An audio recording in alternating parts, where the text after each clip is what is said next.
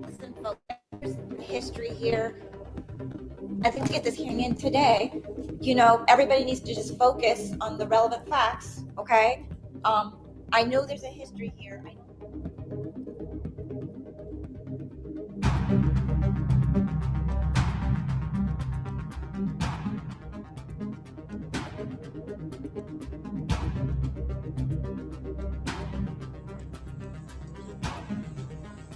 Are you talking up by Sunset Mart?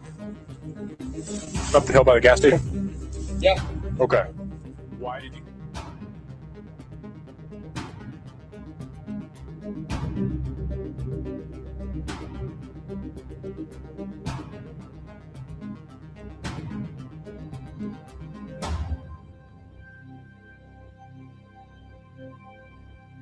All right, who's responsible here? What's that? Who's responsible here? Whose house is this?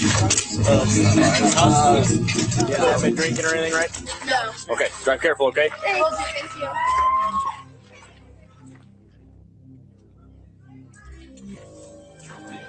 This is what the other group had that ran away. Oh, really? You just ditched it? Awesome. Yeah, those ones kept walking to the car. That's truly for the win.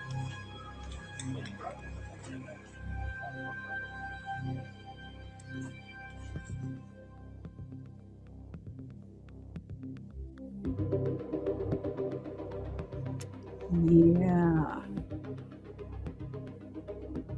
Disc that I was given to. So there was 2 different discs. Okay. They all knew about it.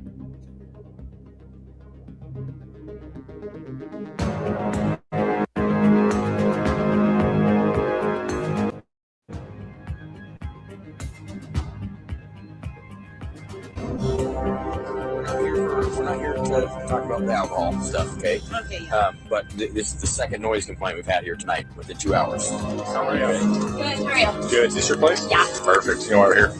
And I see noise. Yeah. Yeah. Big speaker right there. Yeah. Nothing against having a party. Well, if they start calling in, yeah.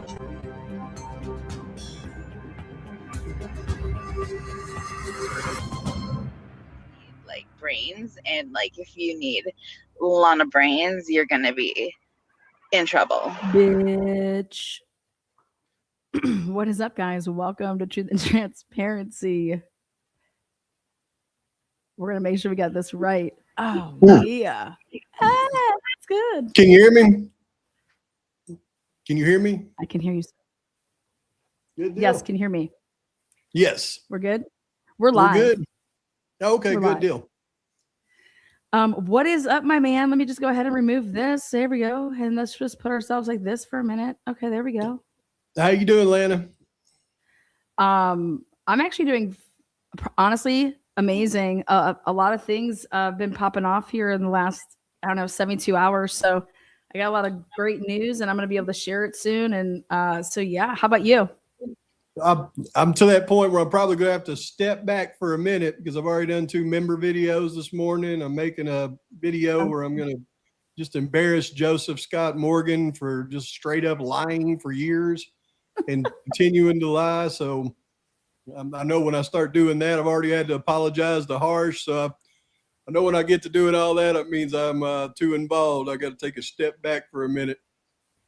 Well, hot damn. Let's fuck some shit up. I love it. Yep. Let's just get rowdy. You don't got to step back. I mean, you do what you want to do, but well, I get crazy with this stuff. You know, if I focus in on it too much. I did the same thing when the crime scene photos came out and I was going through all the blood evidence. Now I did it with the autopsies and I just get half crazy by the time I'm done going through everything. So yeah, it's this is one of those cases. I definitely agree that it well, when it's all lies or a lot of it's lies, it's like just fucking stop. And everybody around it just lies and continues to tell lies. So it's just trying to dig through and see what's not a lie is crazy.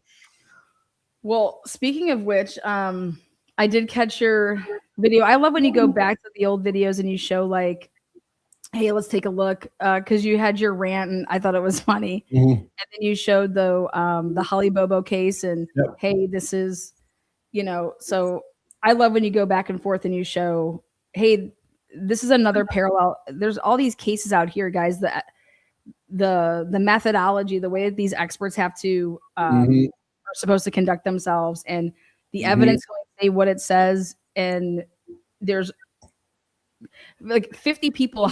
Yes, you can interpret things differently. You can look and see like a crime scene, and could it be staged? Could it not be staged? But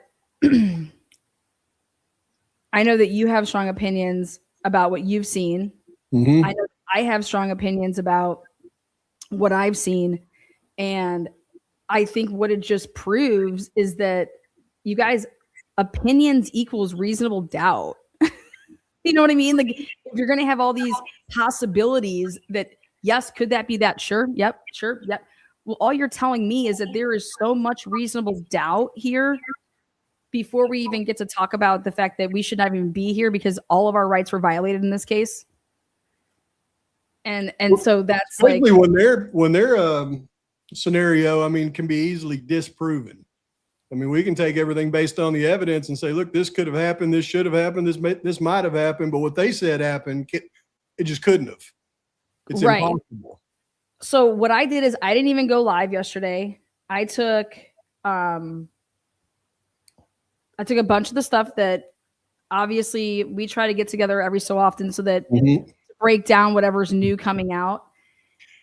And I was supposed to watch that, read that book before I got with you. I'm only still halfway through the book. I was reading it with the members, and then all this other stuff came out, and I had to jump off. The of it. Wickham book? Yeah, I'm still only halfway through it.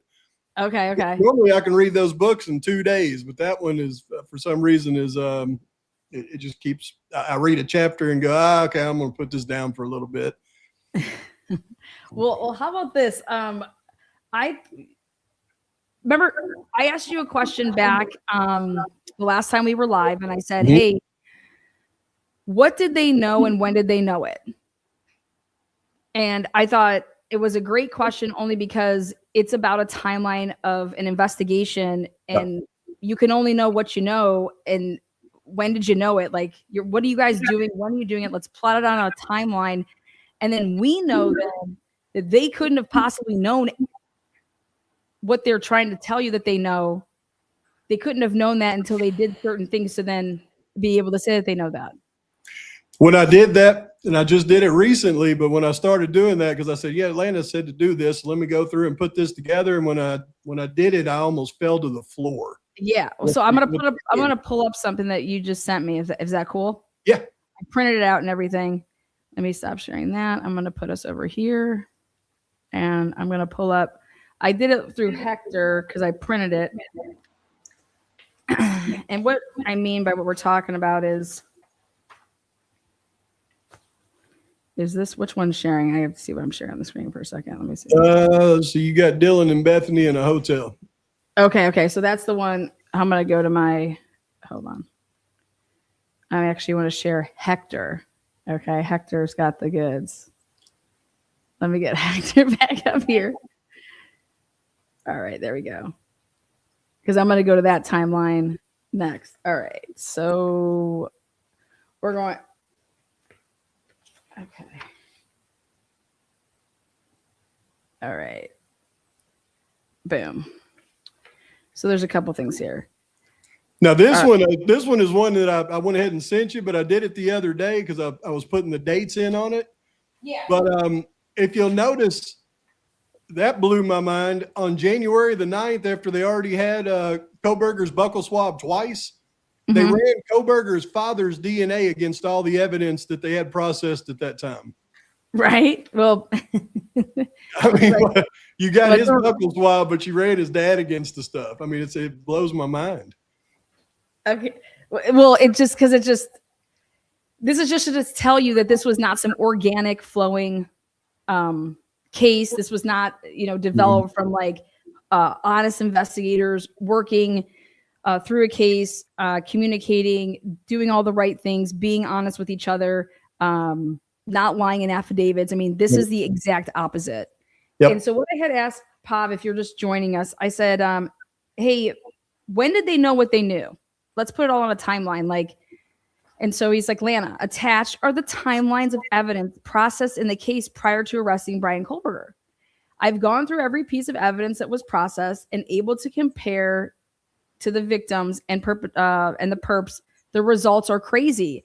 And see, Pavarotti, I already knew this. Yep. I just knew that if you took this on, your mind would be like, Lana's right. They didn't know shit. How could they be saying any of this? They can't make any of these claims. Okay. They certainly didn't know what went on at the crime scene. They couldn't have.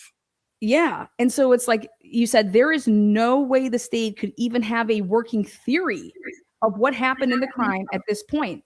They haven't had a chance at this point to test the blood on the pong table, Kaylee's door, the blood on the half wall, other samples near the staircase, 4 other samples from Xana's room, or any samples from Maddie's room. It's absolutely insane.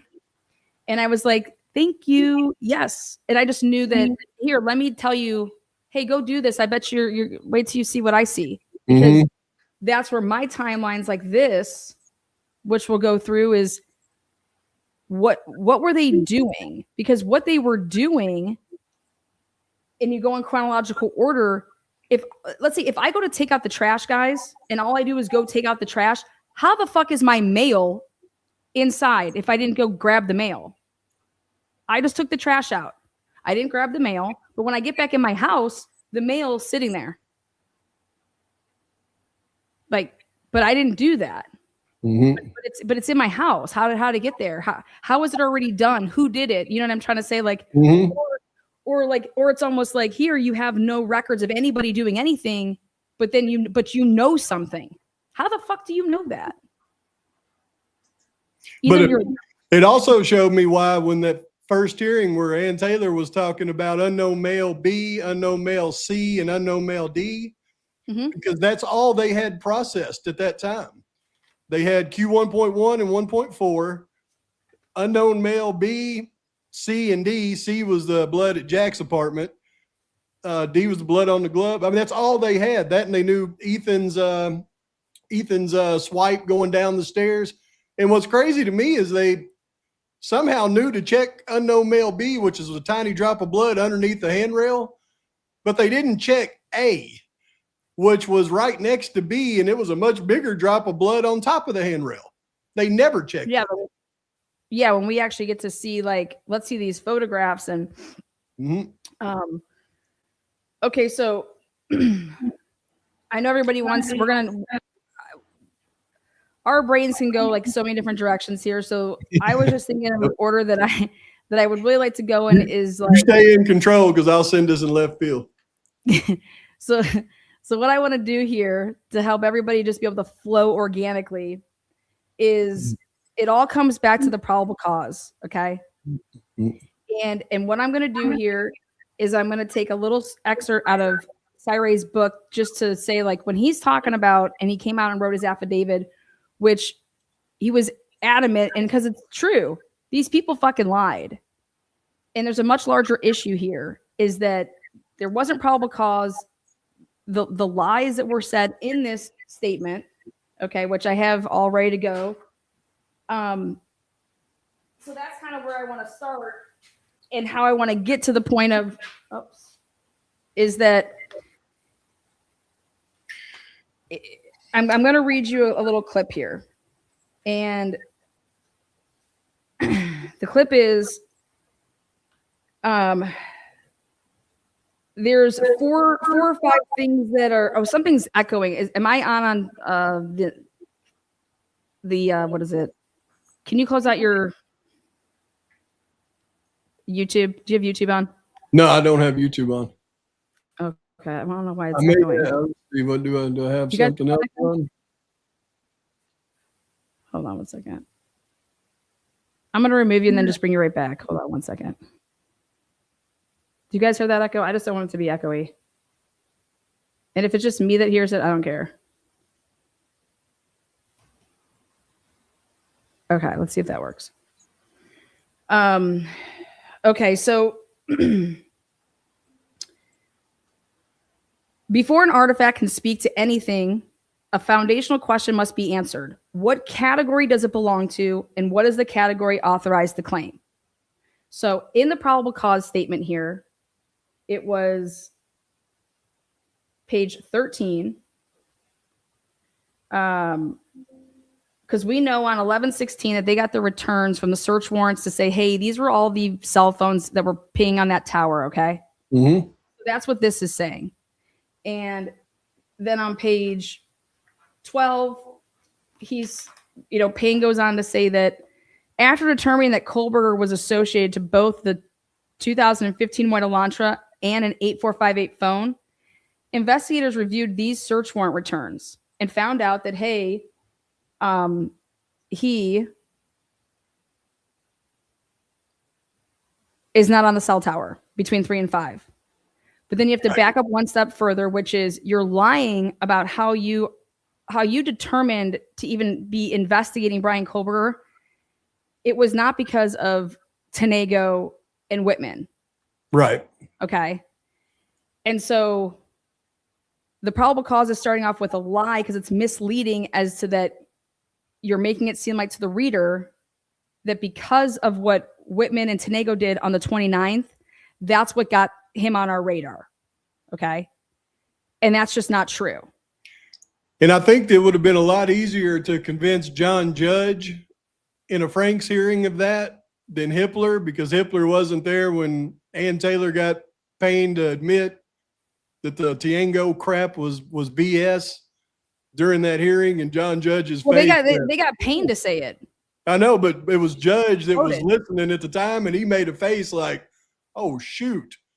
But I think if Judge would have heard the Franks hearing instead of Hippler, then it may have worked out better for him. Mm-hmm. Well, and this is the other thing that I want to remind people of. So on 11/15, Jacob Tisdall, he assumes ownership of the white vehicle that's making all these circles around. Mm-hmm. Well, Lana, how can you say that? Because there's a report written. Because he's more or less claiming to be on 11/15 when he writes up his report that they made the same type of circles around. They went like 3 loops. Okay. Mm-hmm. And everybody has to understand that the reason that he did that back then is because they believe that the perpetrator was on foot and that he was and that he was either Jack Decor, right? Like that's who they thought was their dude, that he basically killed Kaylee, and that everybody else was collateral damage because they got in the way. Does that make sense? Like that's what they thought. And that's why I believe that Jacob Tisdall came out and wrote this report so early on, because they needed to start assuming the vehicles that were coming around. And nobody wants to talk about that part of it. So like this white Elantra at first, they can say whatever they want about it, but initially how they basically try to like hedge a bet. Okay. And I believe they hedged a bet by saying, hey, we're going to cover our asses here. You go claim this white car more or less, or we can say it down the road when we pull up that, report. Let me ask you this though, Lana, why wouldn't that have been in the Franks motion? Well, we don't know it was in the Franks motion because it hasn't been unsealed. Well, but they had headers with attachments, and I didn't see anything in the attachments. Oh, I'm waiting for those 1,000 pages. As soon as we get those 1,000 pages, it's over. I will know everything and how Ann Taylor was going to be attacking this. Yep. Those 1,000. Remember how it was 1,900 pages, and then he's like, "Oh, you're gonna like, I'm not taking these." And then so Ann Taylor got it down to 1,000. But I know, but they had that header, with all the headers of, like Nunez's. Well, but that was only his answers to it. I thought it was only his answers. Well, no, she had like an attachment with just kind of like, this is Nunez's body cam. This is, Murphy on the bed, pointing to certain things. I didn't see anything in there about Tisdale. So I don't think it's going to be in the, it may be though. It may be, but if it's not, why wouldn't it? It needed to be. Yeah. I mean, it needed to be because, one should ask themselves also, you would have had Jacob Tisdall down on your list of people to, have being testifying at that hearing. Mm-hmm. And same thing with the motion to suppress. Yep. Because so here, if everyone's looking, That date, though, that he writes the report is on 11/15. Mm-hmm. Okay. So now I want to go back to over here, which is, okay. Whoopsies. Turn that way. Okay. So we go to page 13. No, I'm sorry, 12. And what basically Cyree is saying is that you could take this sentence, what comes after this, which is, hey, guess what? Brian Kohlberger's name, we go and look at the towers. He's not on the towers from 3 to 5. Cyree wants this to be gone, and it should be gone. Based on my training and experience and conversations with law enforcement, people like to turn off their cell phones. Do you understand that that blanket statement could every single day get you anybody's shit because you can just, well, duh, no shit, somebody would shut off their phones if they're going to go commit a crime. But like evidence of absence is an absence of evidence. That drives me nuts. And I'm just like this needs to go. So I'm on board when Cy's talking about this. Like, that's why I say, like, you could say this about anyone who's not on a cell tower. You could say, well, guess what? You know, they would shut off their phone if they're going to be there to commit a crime.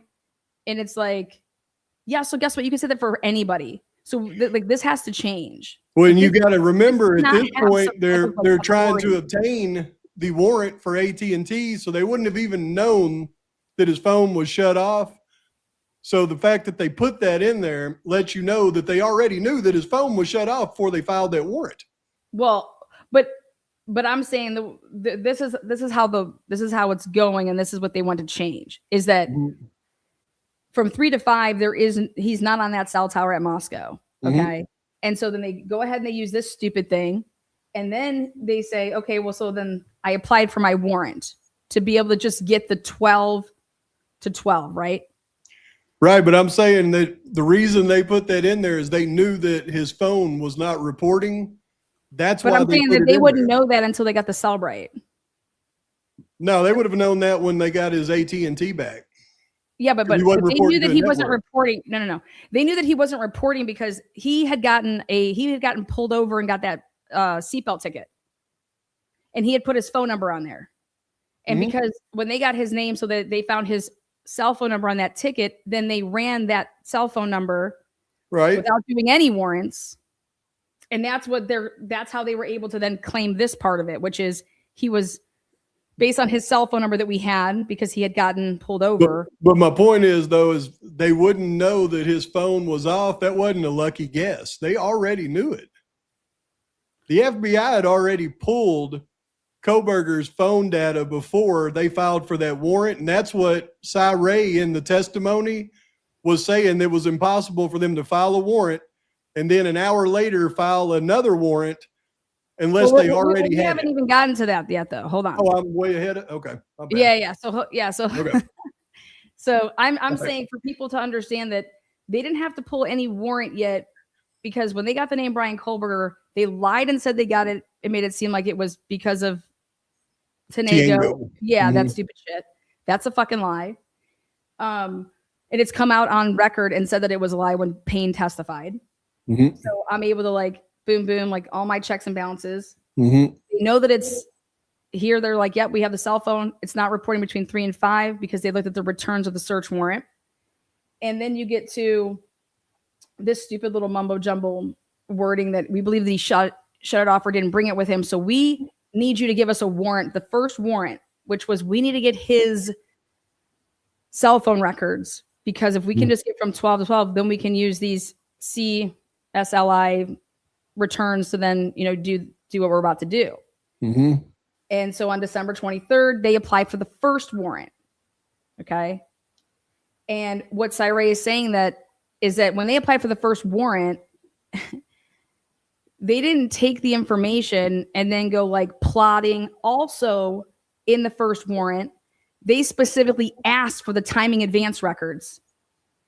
And when it came back, it did not say that these records do not exist.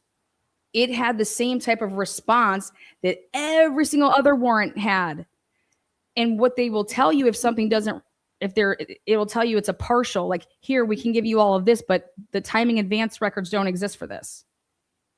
Mhm. And so what he was saying is that the return, it mimics and looks identical to everybody else that you got timing advance for.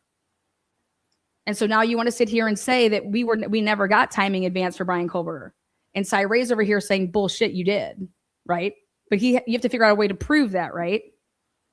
But what they try to do is they try to act like they don't have it, right? But there was only 4 hours that passed between the time of writing up the first warrant and getting it back to then applying for the second warrant, which was actually overnight kind of in a way, because the way that it was submitted and returned back was like, I don't know, it was with the East Coast time zone. Mhm. That's where it's coming back from. So I think that technically it was like the 24th. Do you remember that? Well, I just know that in the testimony, he said, I think he said 3 hours. Yeah, by the time that, yes. Yep. And it was like, what did you do? What new information did you have that you took and added to the warrant that then when you're going to go ahead and say here, well, then I was able to get that second warrant, right? Mm-hmm. But we then go to the big thing, which is, here you go, page 13. And so what I went ahead and did is, Cyray says that a tower sector, okay, it has limitations. And a sour tetra can only tell you so many things. Like the authority of what it can possibly tell you is just, it can't put you at an address. It can just put you within an area. Okay. Right. And so with this warrant right here, the tower sector data is a category of cellular evidence with a defined and permanent authority limit. And what this warrant did is it far stretched its authority limit. Because it cannot place the device at a specific address. Not once ever will that ever be able to do that if you're just going off of these tower sectors. It does not place the device at a specific street.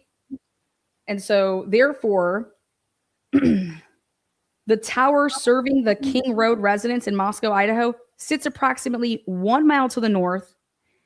Its coverage sector spans the majority of the University of Idaho campus, the densest part of the city, and extends an estimated 3 to 4 miles in the relevant direction. Okay. So he's saying that it was the Paradise Road tower that actually they were going off of? He doesn't specify that. Well, you said it's a mile north, the King Road residence is a mile north. Yeah. And then there's only 3 towers. One of them is called Paradise Ridge Road. Well, I think at the time there was only 2, right? It's not the Paradise like right there by the house. If you go south of Moscow, the main tower it's on a little road called Paradise Ridge Road, and it's a big tower, and it covers most of the area. Oh yeah. Okay. So if that's what he's saying, then that's the tower. I was thinking it was the tower that was actually in the university, but it's not. It's the Paradise Road tower. Well, that one has a huge coverage area. Yes, and that's what he's saying, is that if you're going to go ahead and say that this was on this tower, right? Mm-hmm. You're basically saying a connection to that sector places a device somewhere in Moscow, period. That's its limitations to say. Not even in Moscow if you go off that one tower, because that thing covers all the way south. That's a huge tower with 360 coverage. I just told you, no, this is a 4 mile radius. What he's speaking about. But that's nor here nor there. So here nor there. Yep. Yeah. The probable cause statement. Okay. Mm-hmm. In this affidavit says something else. That's what he's trying to tell everybody is that after you say that you talk to these experts and you Payne's like, yeah, I had to go to Nick Balance. Okay. Nick Balance, this isn't foreign fucking language to him. He knows exactly what the fuck is up. He knows how to read all this shit. Mm-hmm.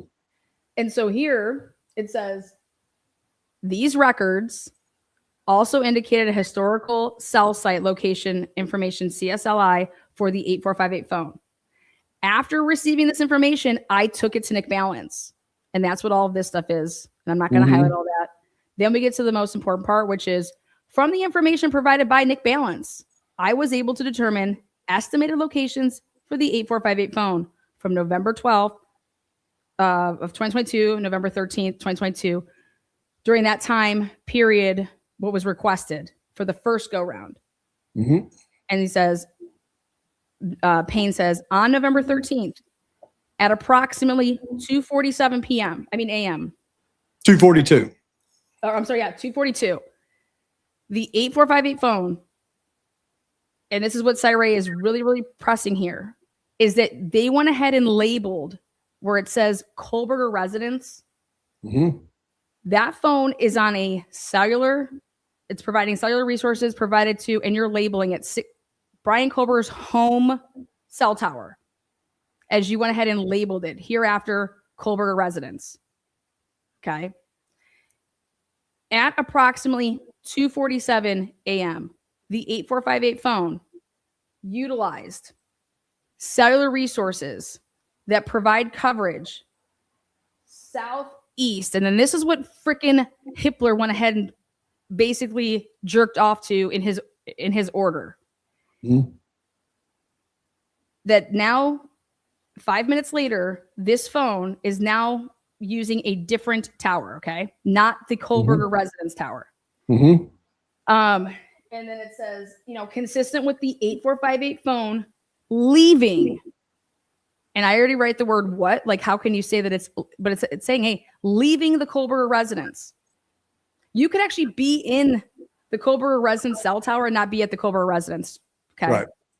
But what he then says is that, and that this doesn't say, is that, let me make this just a little bit bigger. Minus for 1 second, is that it's leaving the Kohlberger residence and traveling south. He says, absolutely not. Somebody that went ahead and grabbed the cameras from WSU went ahead and wrote the wrong direction. They got it wrong. Mm-hmm. The camera that they have that we've all seen now, that is not being depicted correctly as far as direction. Okay, this is all new here, right here. So in here, when you're saying that car was traveling south, it was not. You wrote down the wrong direction. You have it completely opposite. Okay. So that's why I wrote the word wrong there. South through Pullman. Then this is consistent with the movement of the white Elantra. That's what they needed to have in there in order to get Brian Kohlberger's cell phone records for that 6-month period. Like, this is what they needed. And this is a complete fucking lie. And here's the big kicker of the lie. We haven't even gotten to the biggest part. The biggest part of the lie is then not even the next sentence, which is at approximately 2:47. Again, this is wrong. The 8458 phone stops reporting to the network. What I want to point out here is, think about all the things that just happened at 2:47 a.m. He immediately is on a new tower. Then he's immediately shutting off his phone at the same time that he's getting on a new tower and at the intersection the intersection where there's surveillance cameras. These three things they're trying to say all happened. Mm-hmm. See how crazy that is when you actually break it down like that? It's, you have him going the wrong way. You have him shutting off his phone, and that you're saying that it switched over on a different tower, all because you want to claim that car and that phone is moving together, and that's him going to Moscow. Mm-hmm. Well, guess what? There was way more that needed to be said after this point, because we know that the phone does not stop reporting at 2:47, but guess what? There's actually more to it than that. Guess what was omitted at 2:50 a.m.? What was omitted at 2:50 a.m. is so we've all heard about these handoffs that happened during the 7 minutes before the phone was actually shut off at 2:54, which they would never have known that it was shut off. But ready for this? It goes back and gets on the same cell tower as his residence.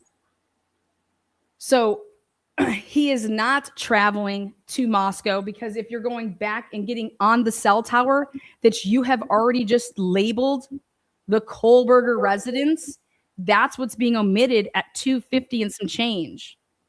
To then the 2:50. So now at 2:54 in whatever seconds it is, that's shutting down or powering off or not reporting to the network. That happened when he is at his home at 3:00 in the morning.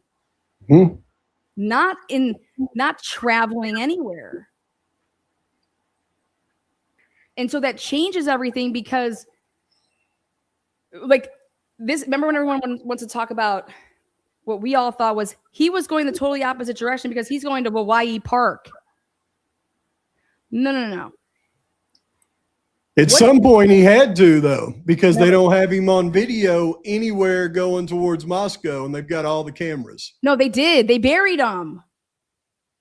Huh? That's where, okay, that's where it comes into play with, let's go back and see when they started to go look for video cameras. Mm-hmm. Do you know that 7 cameras that you would, if you're saying he took this route, he would have been on, and none of them were supposedly working or they didn't have him on there. But more importantly, but the cameras in WSU were working, and I've watched them for at least 2 hours, and he never went that way. Well, we know that's not his car, though, right? No, The one I'm saying his car never went that way. Yeah. You're getting ahead. Hold on one second. Okay. So the big lie here is a huge omission, which is you could never write in a probable cause that he is in his vehicle driving to Moscow when these people knew that he is back on his original home tower at 2:50, which is consistent with going back home. Okay. Because maybe he was actually finishing out a route wherever he was coming from. You know what I mean? Because they don't want to talk about anything that happened before 2:42. But I'm saying that what you're omitting here, because you could never, if you put it in there that he's back at home at 2:50 and then the phone is not reporting, he's not reporting when he's at his fucking home. You understand? You can't, you're because you've already labeled this. You labeled it that he was at his home when you went ahead and worded it like this. Hereafter, the Kohlberger residence. At approximately this time, it's like this is consistent with leaving the Kohlberger residence. So when you actually get the 2:50 in however many seconds it is, when he's back on his home tower, you would then be having to write the same thing that you just disclosed this as.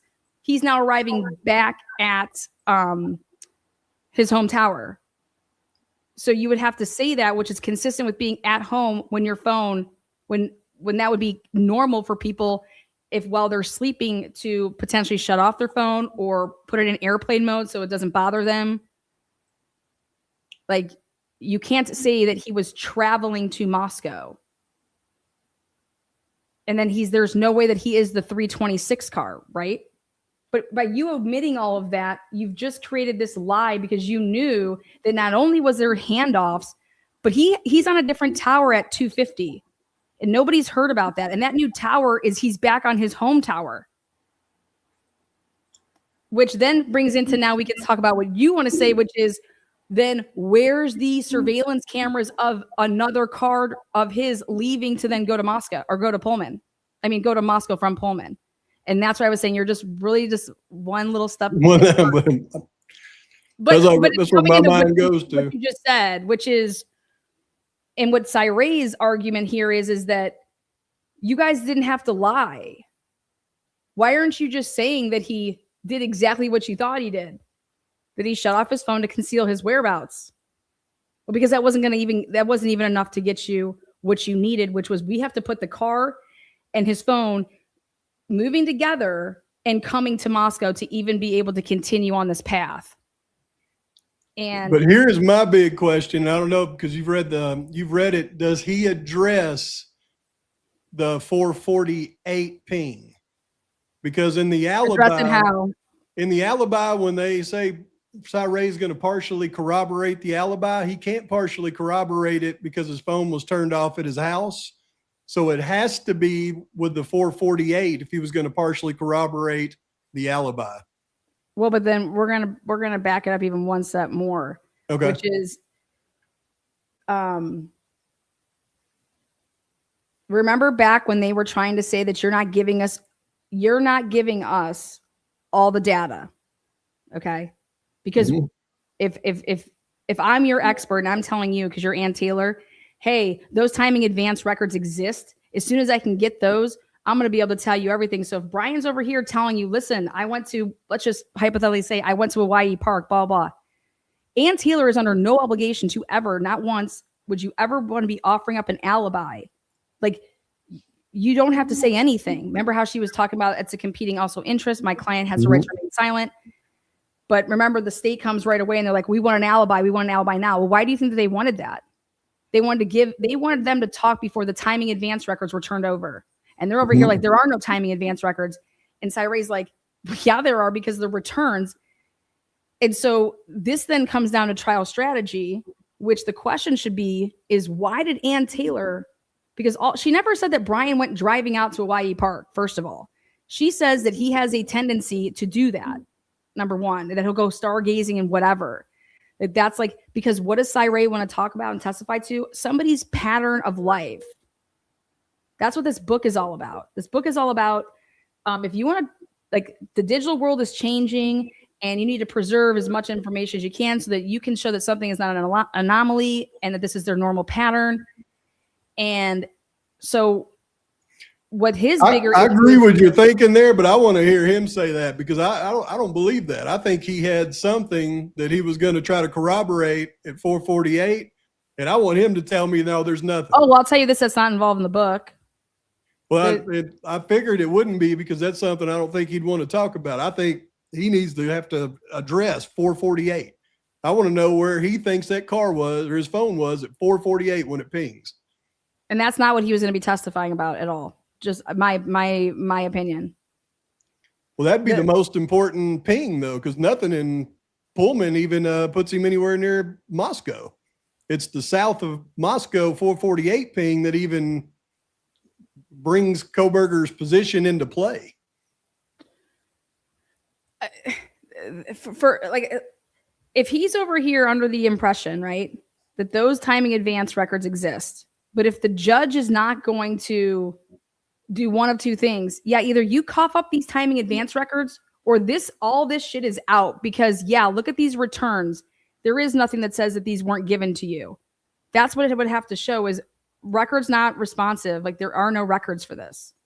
But wouldn't, if the state has come up with a location for a ping based on CSLI, your expert's got to be able to combat that unless he agrees with it, right? Oh, about where? I don't think there's any dispute that he was going to say, like, Brian coming back at 448 to say that would have been him. You know, the pictures that you see at like 532 and stuff like that. No, I'm talking about the ping though, 448 in Genesee. You're saying, like, where would he be located? Yeah, based on he's going to say determination. that he's going to give you this radius, and you cannot pinpoint, just like the records that has the limit of that record is you cannot put it at an address, you cannot put it at. I know that, and you know that. Yeah, that's what he was going to be saying. So for based you to on say history, like in that case, the Bobo case, they knew they couldn't pinpoint where that stuff was either. But the state will always pop that little pin on there just to put it in the jury's mind. And if your expert can't combat that, then you just lost.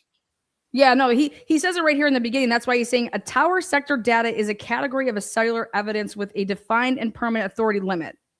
When a device connects to a cell tower, the network records which tower served the connection and which directional sector of that tower was active at the moment of the contact. He then says that record places the device somewhere within that coverage footprint of the sector. It does not place the device at a specific address. It does not place the device on a specific street. Coverage footprints are measured in square miles, not square feet, and they are shaped by the antenna, the azimuth, terrain, the atmosphere, the conditions, and competing infrastructure in ways that no single connection an event can ever resolve. He then goes on to say that in the sworn document used to arrest Brian Koberger, investigators asserted that his phone had been traced to the King Road residence on at least 12 occasions prior to November 13th, 2022. He's saying that the data Okay. The data did not support it. The category does not permit it. No validation step required the assertion to survive scrutiny before it was sworn to. And I'm like, okay, but break that down in layman's terms for people. He said the quiet lie had a home now because it never had to go up against anything. And it says that it entered the affidavit as something useful, a pattern of presence, a behavioral history. And that's what this book is all about. The scaffolding of a stalking narrative that organized months of data into a legible claim about what Kohlberger had been doing and where. It moved from the affidavit into subsequent warrants. It then moved into the investigative summaries, and then it moved into the public record. The word stalking attached itself to the 12 occasions and traveled everywhere the case went after that point. And here, you could never make that claim. The data doesn't show that. And it all starts because of this right here, when you're over here talking about the coverage area of the tower that you're even speaking about is 5 fucking miles, motherfucker. Mm-hmm. Okay. And what is all in that area? You could be going to the store, you know? But then they're like, these were all late at night type of thing. So that's how they were trying to get away with the whole store, you know, being at a store type thing. Then you would want to look at his purchase history. But more importantly, that's where the pattern of history comes in with if he's a known night driver and just drives around, right? I mean, that's his pattern of behavior to do that. Well, his ATM machine was Washington Trust Bank right there up from the gas station. So I'd like to see his financial records compared to that with his ATM withdrawals. The other thing I think that you would think is interesting is that this all gets corrected according to Cy, but it's all too late. When Bill Thompson loses his load, we all know this, and stands up and says, nobody was stalking anybody. Nobody was stalking anybody. Why are you asking these questions and these juror questions? You remember all that crap? Like Bill Thompson was like, you know, that's false. And it's like, what? It was like, well, I read it in your probable cause affidavit. You said to spread far and wide. Yeah. And then 12 and 13 becomes 23. But the big thing here was that so we should all back up and ask ourselves, well, why did Ann Taylor ever declare an alibi defense? Think about this. If Ann Taylor just never talks about that, because why aren't you just going up against the fact that, but here it's like, if your client's saying, give me my phone, it will show you where I went and what I do. And this is what I always do. You know what I mean? I mean, I honestly believe, though, that they had EXIF data on a picture because the Barnharts they were clearly making they didn't say it, but they were making statements that, you know, how does a phone take a picture when I know it's shut off? So I believe they were going to try to testify that Kohlberger had a picture that he took with the EXIF data that would have showed him there. They were going to testify that he deep faked it. Now, that's just my speculation there based on everything I've seen.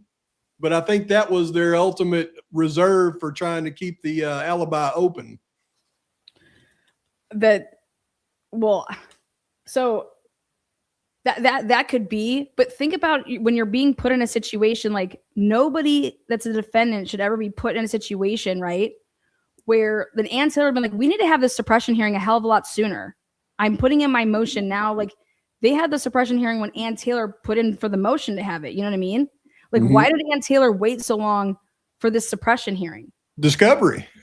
She did. She was trying to get as much as she could to put it all on there. But guess what? If you don't give me something, then try to use it in a suppression hearing.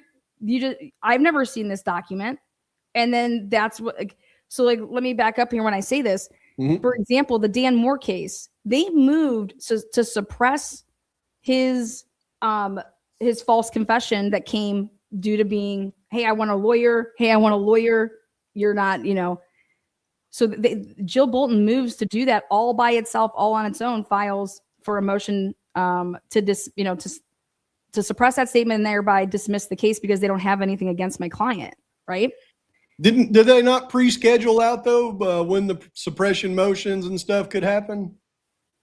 But you could do something because Dan Moore though had a preliminary hearing. Okay. Yeah. Well, there you go. But that preliminary hearing, it's what was presented, right? And that's the only thing that they presented, right? And it's like, well, so the judge said, yeah, do you have anything else besides this? Because this is coercion and this is out. And then guess what? The prosecution was like, they had a ton of stuff that they claim that they have, like, you know, same thing that they have in the Colbert case. We have all this video evidence. We have this car circling around, blah, blah, blah, right? These fucking idiots from Idaho State Police are like, no, we don't have anything else. And that's how the prosecutor then said, no, we don't have anything else. And that's why it's like, okay, this is dismissed, but it's without prejudice, meaning you can bring it again. Yeah. So here, what I want to know, there's a couple things I want to know. Why would you ever allow the state and give them 6 months to build a probable cause case for this preliminary hearing against you when you would have known and seen that just like, hey, there's no way that they're ready for this. There's like how they went about this. When did Annie Taylor even realize that they used IgG? Like, why waive your right to be heard within 2 fucking weeks that they would have had to present a preliminary hearing evidence to keep you there. And then based off of that, you could have then went to suppress the shit. And then that was what was used. Just the same thing that Dan Moore did. Well, absolutely, considering they didn't match his buccal swab to the Q1.1 sample until the 21st of January. So if he had a 2-week window to do a preliminary hearing, that'd have been before his DNA is matched. Yeah, and if you knew, so my question here to Ann Taylor is, I'm not trying to play armchair quarterback with it, and that I could do better. It's everything will always come down. If you're a coach of a team, it's coming down to strategy. You could play the team man, you could play the team zone, right? There's tons of different ways to defend your client, but we all are afforded our rights because they actually work for us. Like when you waive your right to something, I'm telling you, we don't have these because it helps the state or the Commonwealth. We have these because it helps us. And so in such a complex case like this, why the hell are you even considering, like, let them throw it, especially if they did a bunch of fucking whack shit. They had to look at this. Why would you ever agree to go up against one of the dirtiest? You know how dirty these people are. You're going to give these people 6 months because that's what the time frame would have been, January to then we're going to do this in June, and it was set for a whole week. And Ann Taylor, like you said, she was trying to get discovery. Well, but there's actually another side to that coin. Nobody can use anything against you unless you've seen it before. They can't just get in open court, be like, here, we never saw this. They never provided this to us, Your Honor. Yeah, but I think they dropped 50 terabytes on the 3rd, though, right? Of the 3rd of what day? The 3rd of January. No. On the no. On the 3rd of January? Isn't that where they dropped 3? Yeah. Yeah, no. All they provided that early on were selective, very selective, because you go look at the dates of when these. But I'm thinking they dropped the 50 terabytes. So I mean, as far as they knew, it could have been all in there. What that all consists of, right?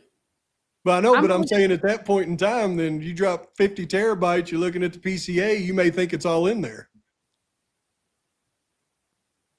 Yeah, no, but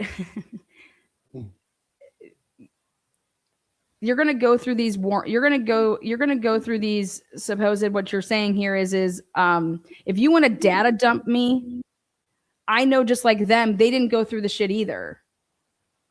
You get what I'm trying, like, how did you guys go through the stuff? They didn't go through anything. In fact, how I know this is because y'all didn't write any fucking reports. Look at the dates of these reports. Brian Colbert is arrested literally the same day. And then stuff is all there's no reports. Where's the lab reports? Where's even people that like a Blaker report? Where are any of these reports? They're not coming out and being written until like in January, way after the fact that he's arrested already. Like, and so it's just like, I'm sorry, but I'm going to I want my preliminary hearing. I do not want him indicted by a grand jury because a ham sandwich can get indicted. I want to go in 2 weeks, you know, that he has his 10 days or whatever. We're going to do this. And why? Because in anything that these people say at a preliminary hearing, they're bound and stuck to that. Like, that's their testimony on stuff. Okay. And so, yeah, you know what? Like, no, I don't think that's ineffective assistance of counsel, because let these motherfuckers lie. And then we're going to, so then if we catch them later, which is exactly kind of what Jill Bolton did in a way, which is you're going to present evidence that I'm going to go ahead and get thrown out. And then if I can get that thrown out, it goes bye-bye, meaning that you have never had probable cause to arrest him in the first place, and he's walking. And so the question for me is, why are you offering up an alibi when you don't need to do that? And why would you ever tie him to that? And I believe they were trying to get in front of the fact that they knew that his phone was pinging on something. But guess what? If that can be tossed, no one's ever going to see that 448 ping. Okay. Because they should have never seen it in the first place, because they never had probable cause to ever get into anything, because they lied completely.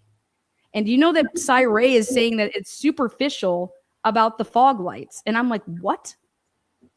Well, I said that's not superficial evidence. That's because in that hearing on the motion, if they would have actually shown video of the fog lamps and said this is not even possibly his car, then their argument would have been 30 times stronger based on their CSLI, because their CSLI matched up to a car that isn't his, proves their state CSLI was even more wrong.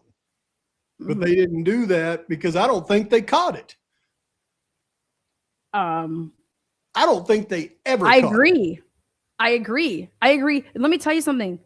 They didn't catch, when we want to talk about, I'll say this till I'm blue in the face. You, me, anybody that's been covering this case, Dago's in here.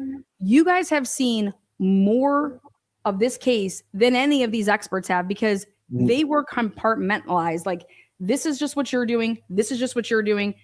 Ann Taylor isn't handing over a fucking key and saying, here you go, here's the key. Go ahead. Unfortunately, compartmentalized or not, even what they were focusing on, I haven't seen one of them get one thing right yet. Well, 30 years experience, they got all this experience, they got one thing to focus on, and they still get it wrong. I think that they have the time of the crime wrong. I mean, that's my opinion. Yeah, they get everything wrong. I mean, they get everything wrong. They can't even get their placard numbers right. I mean, give me a break. Right. Speaking of which, we got I mean, how about the lies about the federal shit that they pulled 3 different hold on, I'm gonna put that like that. I want to put this back up here on this timeline. But the federal shit, that federal grant money, all the lies about this, like, did you see all that stuff? Like, you're going to sit here and tell me that on a night that, so the federal grant money is what made all the, like, the party patrol stuff. That was all federal grant money that was used. So on the night of the murder, federal grant money was in play, being used for racking up all this overtime, but they only had 4-hour slots. So from 9 to 1 is when those police officers that were in plain clothes were supposed to be working. What the fuck are they doing there from after 1 o'clock until 4? Well, I have my theory about it, but it's just a theory. But do you think that Ann Taylor even pulled that stuff? Nope. Do you think that Ann Taylor was even looking at that stuff? Like, it never crossed your mind, like, what the hell, like who was working that night when you see Jacob Tisdall write up a report and he's talking about working a plain clothes, and being in the car that he was. I know that they were focused on it because there was several discovery. I mean, they had to produce it specifically to Ann Taylor and defense and discovery. Most of those reports, I mean, they asked for a lot around Tisdale, around the the undercover car. I mean, they asked for quite a bit of that, so they were darn sure aware of it. But when did they start asking for those, though? That's what I'm waiting for. If you pull up the MPD reports, it'll tell you the date that they asked for it in discovery. It's in the MPD reports on those reports. It'll say that, Blaker. Oh yeah, but I'm saying that was Payne. like way later. Yeah. She asked for But that stuff in like that was him. 2024. That was them turning it over to the defense because they asked for it, though. Yeah, don't you think 2024 is pretty fucking late to be like you didn't put that on a request that would be being asked for in 2023 at some time? That's wild to me. That's why I want to see her. That's why I hate the fact they're going backwards to like, unveil this case. It's a fucking joke. But yeah, you have to think backwards on everything. We have no idea what they knew in the beginning, and yeah. That's why I've been waiting when people are like, because I'm like, fuck this dude. I'm writing a book and I'm doing a documentary, and I'm going to feature all of you people in it. Don't think that I'm not. That's why I've got it. I'm dying to see the nodal report. Yeah, because the nodal report, he knew every blood stain and every correct sample, and he I'm called them out. pretty sure that he's come up with something. I may be wrong totally about what he's come up with, but I'm pretty sure that even if I don't agree with it, it'll be really accurate. Mm-hmm. So when let's go back to this. Let's go back to Brent Turvey. Well, here we'll go with Chris. Well, Chris first. Chris wrote the book. I can't remember if we talked at all a little bit about that the last time because was that right before the book was released? It was. I think it was right before the book was released. Yeah. Okay. So I think you said you got halfway through it. Yeah.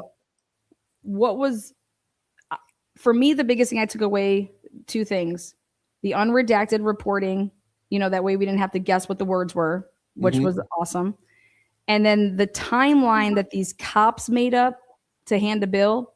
Those two are like what I'm taking away from the book, is the unredacted reports, the unredacted body worn camera, like things like that are used. That's what I think is the most useful. So to me, when I say like about bringing receipts, I know that this man has definitely seen this stuff, because he can't just be taking this from the record, because the record that we have is redacted, Same thing with the photos, right? So I definitely believe that he has 1000%, either he or somebody else provided him with that, whether he physically saw it himself because somebody actually gave him these files. But I'm thankful for that. Well, out of his own mouth, he said that it was the what's the other guy that just came out with the same old crap? The third guy, he said that he originally got everything from him. Turvey had given everything to that guy. So I mean, I question that though. No, he never said he got it from Chris Holland.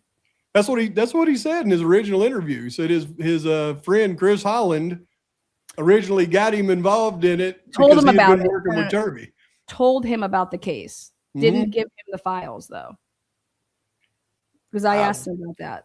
I'm saying, like, me personally, I personally asked him that. Well, I personally don't believe him. Okay, so that was I was going to say, do you believe?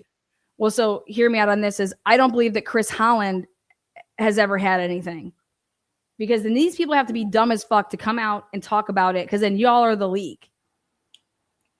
I mean, yeah, they're basically admitting to it.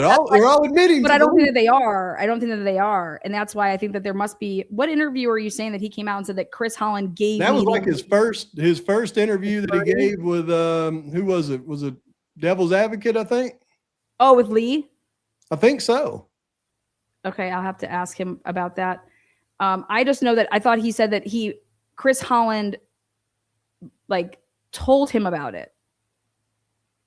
But he would never. The way I took it was that was who gave him the 59,000 files. I thought the way I took it is that was his FBI link. Was another FBI agent that was working on it. And I'm pretty sure that's what he said. I might be wrong. I might be misquoting him. I think all three of them are full of crap. So then this is my only downfall with it, right? So I'm thankful because I'm a timeline person. I wanted to see what was given, whatever. And then the unredacted, some of those reports. But then here I am, because I follow up with my shit. I said, I will fly, like, me to you with hard drives, external hard drives, and we're going to start dragging files so that, like, why did you bring this forward if I thought you wanted this to like materialize? And you said that you wanted to give me things, right? Well, what the fuck? Here I am. I'm willing to fly to you, fly wherever, or if you want to go to a different location too because you don't want to be. Tell me where to go. Tell me where you're going to be at. Yeah, just tell him to accidentally leave it at the subway, and I'll come in and just pick it up. That way, there's no issue. Right. And so here we are. We helped this whole entire community, made that book I think it was like it got all the way like the top 2 or top 3. We made it what it was, in my opinion. Okay. And so, but I will make it as easily as we promoted the fuck out of it. Now I'm going to come out and speak out and say, hey, this is all the things. This is why we were told that they want to do this. Blah, blah. This is not about selling fucking, I got paid regardless. It doesn't matter if I sell 1 copy or 50 million copies. And I'm like, okay, that's sweet. Like, good. I have no reason not to believe you on that. Right. But if this wasn't about that, you said you were going to give us the material. And I'm not talking about, I don't want to see no crime scene photos. I don't want to see kids like, no, I'm good. I want the material that I'm requesting about this timeline, about I want the digital stuff. I want the cell phone. I want the cell rights. Okay. And I don't need to have the whole files. I just want the health data. And the health data is not protected information in terms of like HIPAA or anything like that. And that's why I want every cell phone. I want the health data that's associated with it. And then I personally think that every text message and phone call that happened on Friday, Saturday, Sunday, and then if people's phones weren't taken for X amount of days until whenever they had their, interview, all the way up until then, because everything after the fact as well, because that's when people could be talking back and forth. And I think that all that's what I want in order to lay out here, like, this is these idiots. Like, I don't want no screenshots. I want the Cellbrite because that has the actual timestamps, because people in law enforcement are fucking morons. And they're writing down timestamps because of Dylan's screenshot that she got from somebody that lives in Boise or somebody that lives in, who knows, the East Coast. Like, you don't need to be doing any of that. Why aren't you downloading the material? It's in Cellbrite. It's there. And that's how you would be building a timeline. So for me to I would be happy just with, Xana, Ethan, and Kaylee's phone. just give me theirs. And for the record, Chris has not ghosted me in it. It wasn't like I texted him or called him and he didn't get back to me. It's just been this like, yeah, we have to figure something out. Yeah, we have to figure something out. And so it's like, we don't need to figure shit out, motherfucker. Okay. Like, there's nothing to figure out here. But what's there to figure out? I don't know what there's to figure out. If you want me to be with you for 72 hours when I have to look at the material because you don't want to physically give it to me,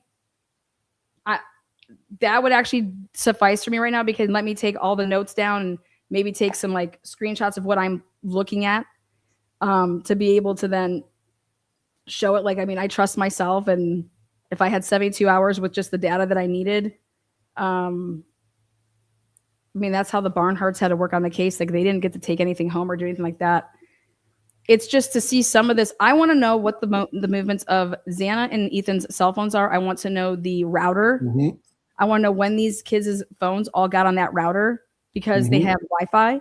When did they connect to the Wi-Fi in that house that they all used?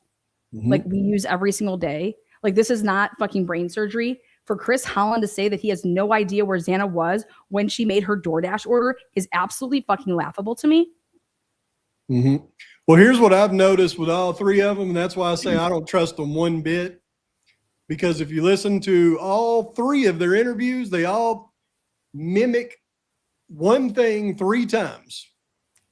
or two things 3 times. One is Xana's in the kitchen. They all come up with different reasons why Xana's in the kitchen. Man, I'm ain't like, no okay, fucking kitchen. that is ridiculous, but they all came up with different reasons that none of them made any sense. Why would Xana run towards the killer then? Why would she was- Xana, who's over 0.2 something drunk with a plate of food in her hand, run from the killer, not spill one drop of food? But Yeah. all the reasons they came up with were different. They were all bullcrap. But the other thing they all say, and it's just weird, and I think they're trying to protect something. And that's 1,000. the vehicle that pulls out at 350 or 424. They all 3 said circles around, has a specific exhaust, and pulls back into the house. They all 3 got to know that is not the same car. I cannot believe that They're all that 3 understand trying to cover up because I know that is the black Ford Explorer. Fuck yeah, that it is. pulled into that house. And they're lying about about these logs, the Explorer logs. Guess what, you dumb fucks? Those Explorer logs, what do you think that they tell you? Because we just went to this in the Karen Reed case. Mhm. Okay.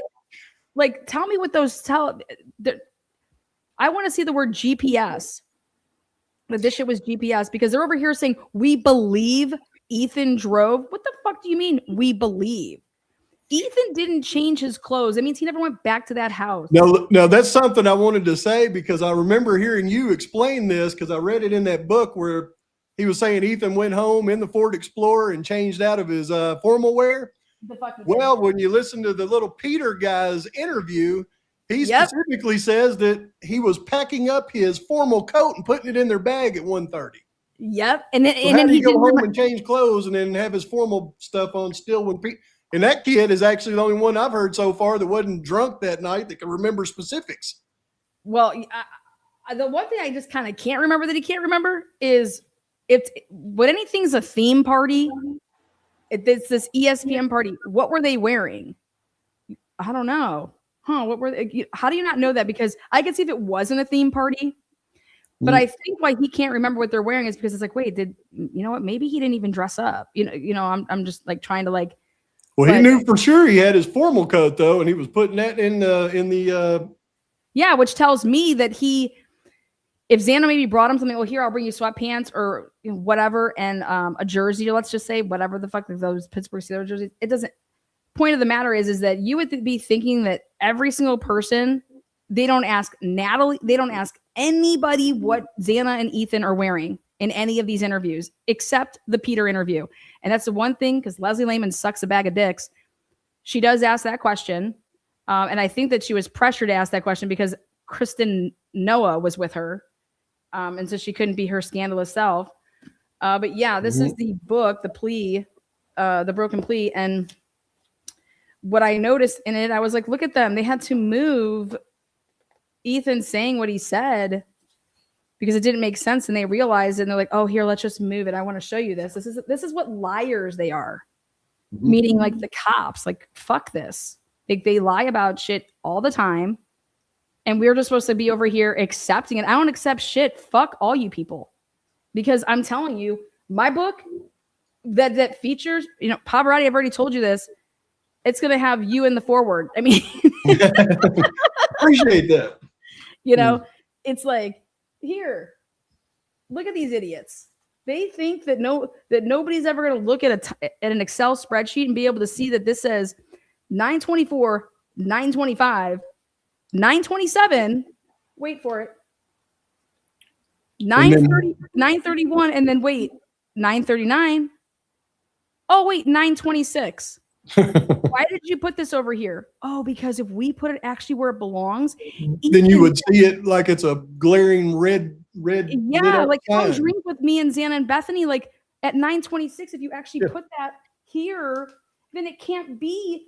Ethan's not driving this fucking Explorer anywhere because at 926, he's at Sigma Chi drinking with Bethany and fucking Xana, you cocksuckers.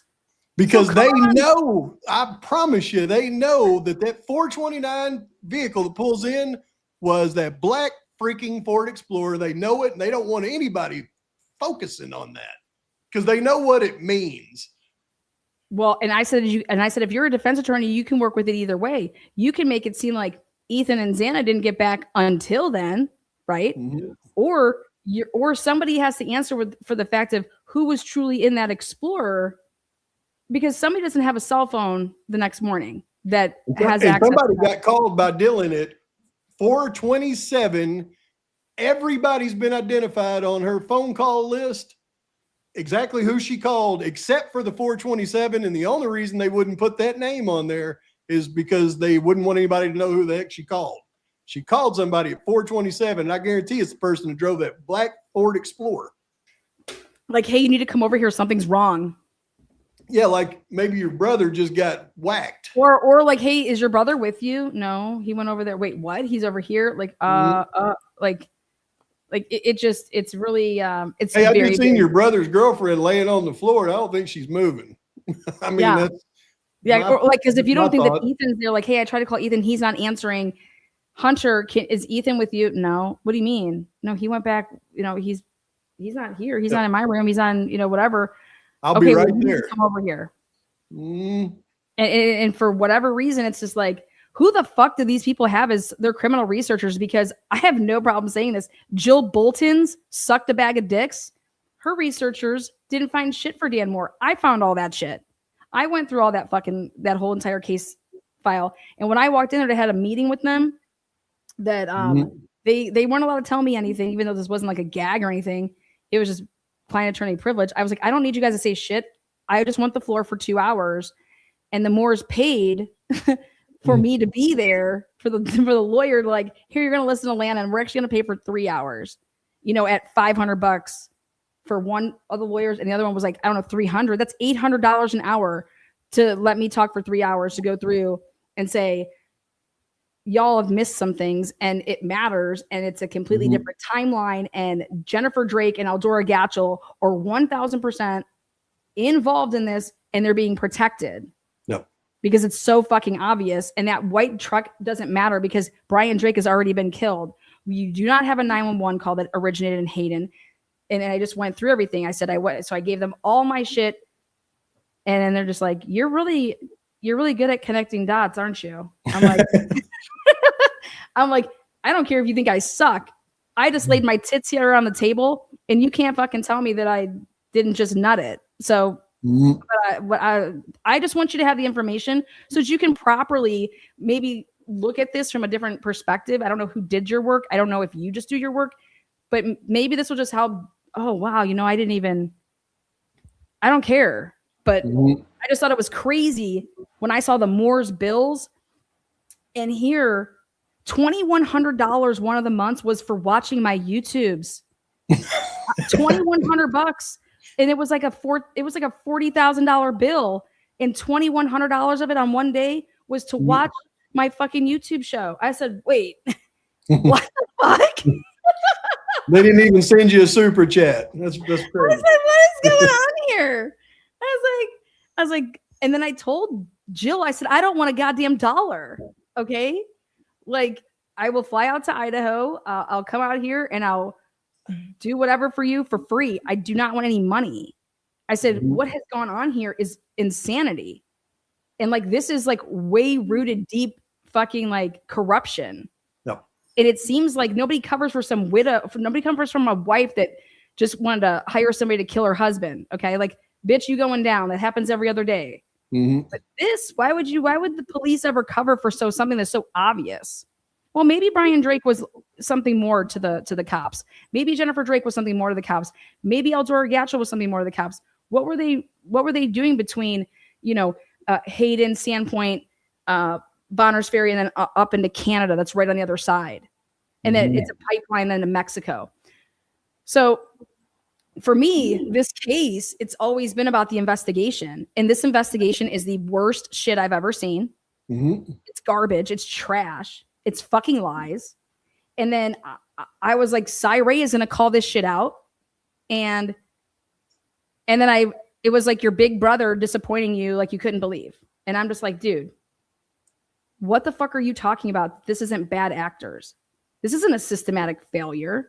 Unless you want to say that the system is so corrupt because they're allowing individuals that are corrupt to then all gather with each other and look the other way or be part of it. I mean, but the book, that's not what the book says. The book says is that if we do my methodology, that what happened in the Brian Colbert case cannot ever happen again. And I say, hold my beer.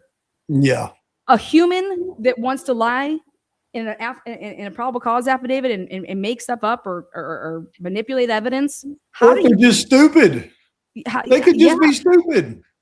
Yes. And then judges not seeing something. And then his big thing is that it never got corrected. So like we're pointing stuff out and they're double down, like they're double downing on their lies. And then it's just like, where are these judges to like, come on, do any of these judges have common sense? Like, why aren't you asking people to explain themselves when you're looking at the information and say, yeah, okay, like I see what Ann Taylor's saying here, like, but don't you think that can all get lost in like 1,000 pages?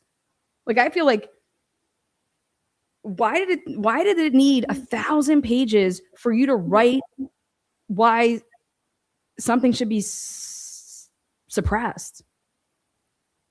Think about that to me. 1,000. I just don't understand how anybody could suggest that, okay, well, we got this thing all wrapped up and justice was served when you've got a bloody fingerprint on the back sliding door that doesn't match the perp.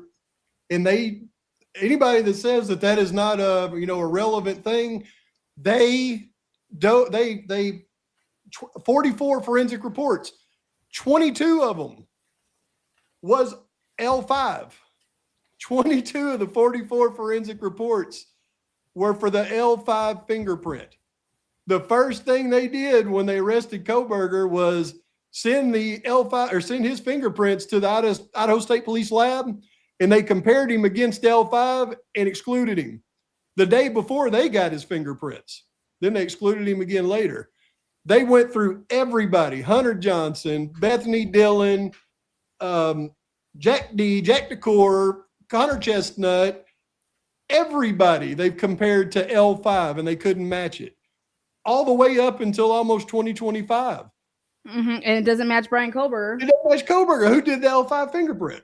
You got blood on the handrail that's not just it's just somebody's blood incidental. No, it's got 3 different DNA profiles in it. It's not just somebody's blood by itself accidentally left there. It has 3 different DNA profiles, an unknown male and 2 unknown because it's too low. It's not a single source piece of blood. I mean, it's somebody with other DNA mixed in with it. The glove out front has 2 different male signatures of DNA that don't match each other. How do you have a glove, if it's your blood on it, but you got somebody else's blood on it too? How can that be deemed irrelevant? I mean, how do people, they walk around with their blood and somebody else's blood on a glove normally in front of a crime scene? I mean, it's amazing to me. And that's what they knew when they arrested Kohberger. They knew they had hair on the victim's finger, they had hair in the victim's hand. They tested it with the FBI on the 4th, told them it didn't match, hair fibers. They tested him against L5, it didn't match. They tested his dad against every piece of evidence and none of it matched. They would have known Kohberger didn't match. Then when they got his, they tested his against everything and it didn't match. So they even tested his dad against 1.4. His dad was inconclusive to Maddie Mogan's fingernails. Ethan was really, I think, wasn't it big like Ethan's DNA was in there? Yeah, Ethan's, his DNA was on the handrail going from the 2nd to the 1st floor on the inside of the White Claw box, which means the perpetrator had to go down the stairs to transfer Ethan's stain on that handrail because of the White Claw box. But his had another contributor in it too. It was too low to test. But I mean, these aren't just single source, somebody's blood that they accidentally left and there's no big deal about it. It has other people's blood mixed in with it. You don't just walk around with your blood and other people's blood in a crime scene. I mean, give me a break. Yeah, the scrutiny that was about to happen in that courtroom, that this case could not sustain the scrutiny that should have been on display. And the other thing I don't understand though is when you think about Jose Cruz, because right in the middle of all this, we don't even know why they did it. All of a sudden they're staking out Jose Cruz's apartment getting his cigarettes, and then they compare him on the 20th to. Oh, I know why they did that. They did that because Pullman Police Department and Andy Huddle from Idaho State Police, Mhm. Pullman, Chris Engel, they right after 11/16 sent over and said, hey, back last year we had, and then told them about that. Oh, you found a report for that? Yeah. Cool. Yeah. So I found that happened. That's actually what I was building, because I've been building a couple different things. And well, then let me ask you this then. How come they went through all that trouble on that little ancillary thing? This little short guy may have done it, and they staked him out, got his cigarette butts, compared it against the evidence. But you got a person at the coroner's office calling in a tip to a guy that's got cuts on him. Yeah. That doesn't look right, that happens to be a guy that lives in Genesee, and he's found in Lewiston the next day after the crime. And Yep. they go and get his DNA, they put it in the Moscow PD storage or evidence, and they never send it to the lab to be tested. They weren't How sending is that anything possible? to the lab. It was nuts. Absolutely. And it's like, also, if you believe so much in Dylan Mortensen, about 6 foot, my fucking titties, then Cruz is like the size of up to my fucking calf. He's 5 foot nothing. Mowich was 6 foot. He matched everything. He's found the next day cut up. They go get his DNA because of a tip, and then they put it into evidence, and then they just forget about it. It's not organic. They had to do it intentionally, because it wasn't just one person knowing about it. The FBI knew it, the Idaho State Police knew it, and the Moscow PD knew it. They all three knew it. They all three didn't do it purposefully, in my opinion. They knew what to stay away from. That's what this case tells me. They knew what to stay away from. And so Sai says, stop asking who benefits. Okay, Lana, stop asking who benefits. Start asking whether the outcome required any coordination at all. And I said, fuck yeah. And I will go to my grave saying this required coordination. Fuck yeah, it required coordination, because people knew what to not go and get. Like, it's one thing if it was in the discovery and it can't be just like, hey, if you just would have kept looking here, like for like Ann Taylor or something like that. But I believe that there's stuff that so do we believe, so if this is a conspiracy, or if you think there's bad actors, he's saying, stop asking who benefits. If you believe that there's a conspiracy, you have to start asking yourself whether the outcome required any coordination at all. And what's your answer to that? Oh yeah. Right. I think they didn't interview, they didn't ask certain questions, right? Even their interviews, I feel like, were coordinated. The thing that most people don't bring up, we know that they had 50 grand jury subpoenas that they could never get the original subpoena from. They could only get those subpoenas from a federal grand jury, and that happened during the investigation. You cannot convene a federal grand jury fast enough to issue subpoenas in an investigation. They had to use one that was already convened and already active. Nobody talks about that. I want to give you this other piece, which is, okay. So,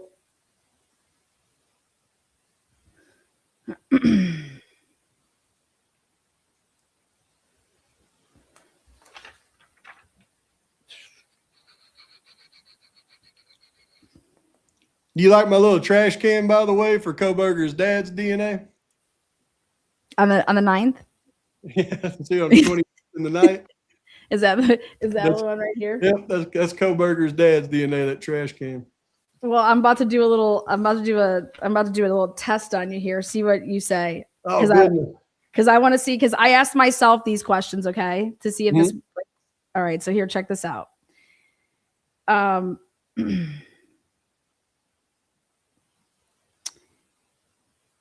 We've gone through every police report, right? Right. So every police report, this investigation is, Sai is saying, is public. And my answer to that, first thing is, that's false. Not every police report in this investigation is public, because we have not seen one report from the FBI, and I consider that a report. How about you? Absolutely. Okay. And by the way, I wanted to mention this. On the 19th, the FBI provided a tip that was Brian Koberger's name. They didn't provide it to Brett Payne. All the FBI agents were standing next to Brett Payne. They provided a tip to themselves. Yeah. They that's all fake. It's fake ass shit. They provided a tip to themselves, literally. Hey, FBI, other FBI, here's a tip. Okay. So we both agree the police report. Tip. I said it before you put it up. Look at there. Yeah. See, you know where I'm going with this. So, because this is this little timeline I made for today's, just so people can understand. These are the dates that I think are really important, which are, and I've left it up there enough times, but like the 15th, what Jacob Tisball did. The 16th is when they went and got the inlet tower returns. And that's, so you can, the 16th, also the sheath was transported from Moscow to Boise. Yep. Bethany was interviewed in Nevada on the 16th. How? Well, Blaker drove to Boise and then flew out of Boise to Nevada. Now up here, just in case people do not know this, Bethany and Dylan spent the night in a hotel on the 13th night. That next day, Bethany and Dylan go to Boise, and Bethany either stays with Dylan in Boise for that night, or her parents come, because her parents do come to Boise to actually fly Bethany home to Nevada because Bethany would not go alone. Okay. So just so people understand that Dylan and Bethany. Blaker, as he took the sample down, he flew to, didn't Blaker go all the way to Texas and deliver the sample? Well, that's another trip. I thought, they did it. What I just wanted to show people here is that why didn't Blaker take the sheath to, if he on the 16th is going, because I got to fly out, I'm going to Boise. He's going anyway. Fly to go to Nevada, and I'm guessing that for Blaker could have went on the 15th. I don't know, but I know that he interviews Bethany on the 16th in Nevada. Then he flies back because he's doing the interview with Gooch on the 17th, right? Then here on the 18th, there is this single male profile found on the sheath, the button snap. But this is when they're like putting it through, because like I think they go between the teetering the 18th and the 20th, Yeah, they start extracting it on the 18th, I think. Yeah. So then on the 19th, just so this is something that people do not know and they need to know, on the 19th, this is in a FOIA request we received. Pullman begins to email, and it shows that Pullman's receiving emails, and they are looking for vehicles that identify late in model and categories. And the Elantra is not one of them. Right. So then the police, they have a presser on the 20th. Okay. There's emails between Bill Thompson, because guess what? They had to make the determination that we're going to start the IGG process, and Blaker is going to fly to Texas to go take this there. Okay. And then on 11/21, this is another thing that people don't know. Dawn Daniels, WSU, she writes up and prints up a list of all the grad students in all the different grad apartments. And this is because they sent out a questionnaire. Are you staying for Thanksgiving break? I said, I want to do a FOIA and ask, is this something that happens every single year, or did they just do it for the first time this year? Because that is telling. Because guess whose name was on there? Brian Kohlberger. Brian Kohlberger's name and his address. And he's saying, yes, I am staying. Okay. Because it had all the different people, and he was one of the yeses. And then it says, yes, I'm interested. Let me know about your guys' meals that you're offering to buy for, like, that's what this was supposedly about. But guess what Dawn Daniels does? Why would the police need to know this? She sends, and it's a list of, because it's a forwarded email. And so we have the names of every single police officer in WSU that email was forwarded to, because she's like, here's the WSU police officers. I'm forwarding you this so that they know who is on campus. That's some weird. I've never heard of that in my life. Why are you telling the police where the fuck I am? I've never heard anything like that. And guess whose name is on this? Brian Kohlberger's name is on this. And so that's the earliest that I can put Brian Kohlberger in a query with his name. Okay. Then we have 11/22, which I'm leaving open right now. 11/23 is a police TV presser. Thanksgiving is 11/24. Mm-hmm. The bloody glove was found. Payne lied about the location of the glove and never interviewed the person who pointed it out. Then we take a big jump here because for the purposes of this, I jump from 1124 and you're going to see here that I go to 1219 because all I care about letting you guys know is that on a recorded line, Joe Lake tells Peter, we've interviewed thousands of people at this point. Mm-hmm. I fell over.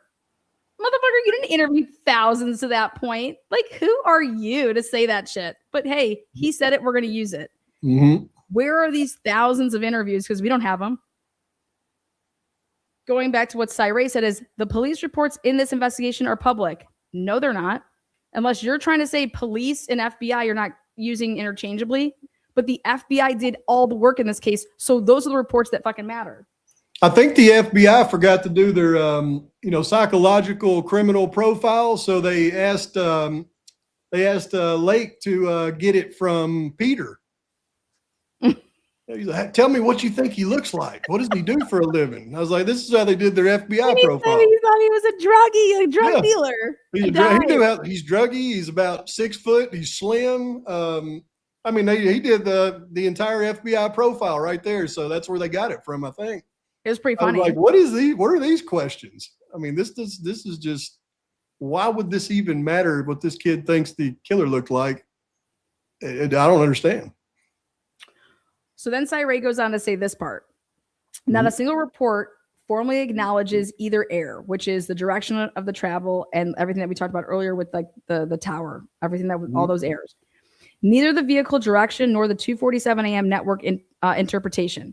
Investigators later adjusted the narrative on both points, but they did so quietly, embedding the changes inside later documents without ever documenting the original mistake, the correction, or the reason behind it in a police report. No formal correction, no preserved validation history, no visible record of when or why the understanding changed. And then this is my question then to Cyree. And you think that's not fucking corruption? Well, here's my question to him. Obviously, in 2024, that's when they came, 2024, that's when they came up with Floyd's Cannabis Shop. That's when they came up with Floyd Cannabis Shop. That was how they embedded their route into it, was they added Floyd Cannabis Shop, and then the FBI, remember what they put in that new report? Okay, well, we've got two possible routes for him here. One is to go straight down the way that we said he did earlier and go straight over to Floyd's. The other way is to take Airport. And you can sit there and look at Floyd's and know nobody took Airport. The car came from the other direction. Yeah. And that wasn't his car either because it had fog lamps too. Correct. And then, Kim asked me last night when I decided to raid my boy in here, Dago's live super late before I went to bed. I'll watch that. Yeah. Okay. Love him. She asked, she's like, well, how does the wrong evidence point to the right suspect? You know what I mean? That was an excellent point, I thought. I heard her say that. Yeah. And I was like, dude, if we get into all of that, it's going to be, I got to go to bed. But I said to myself, I'm going to pay tribute here to Kim because I love Kim. She's been around since I think it all began. I always remembered her name and she would send emails. And then she was like starting her own channel. And I was like, dude, that's fucking great. And then she got a Hector, which she doesn't call her Hector, but, and I was like, hell yeah. And so here you go, Kim, I got something for you. This is for you.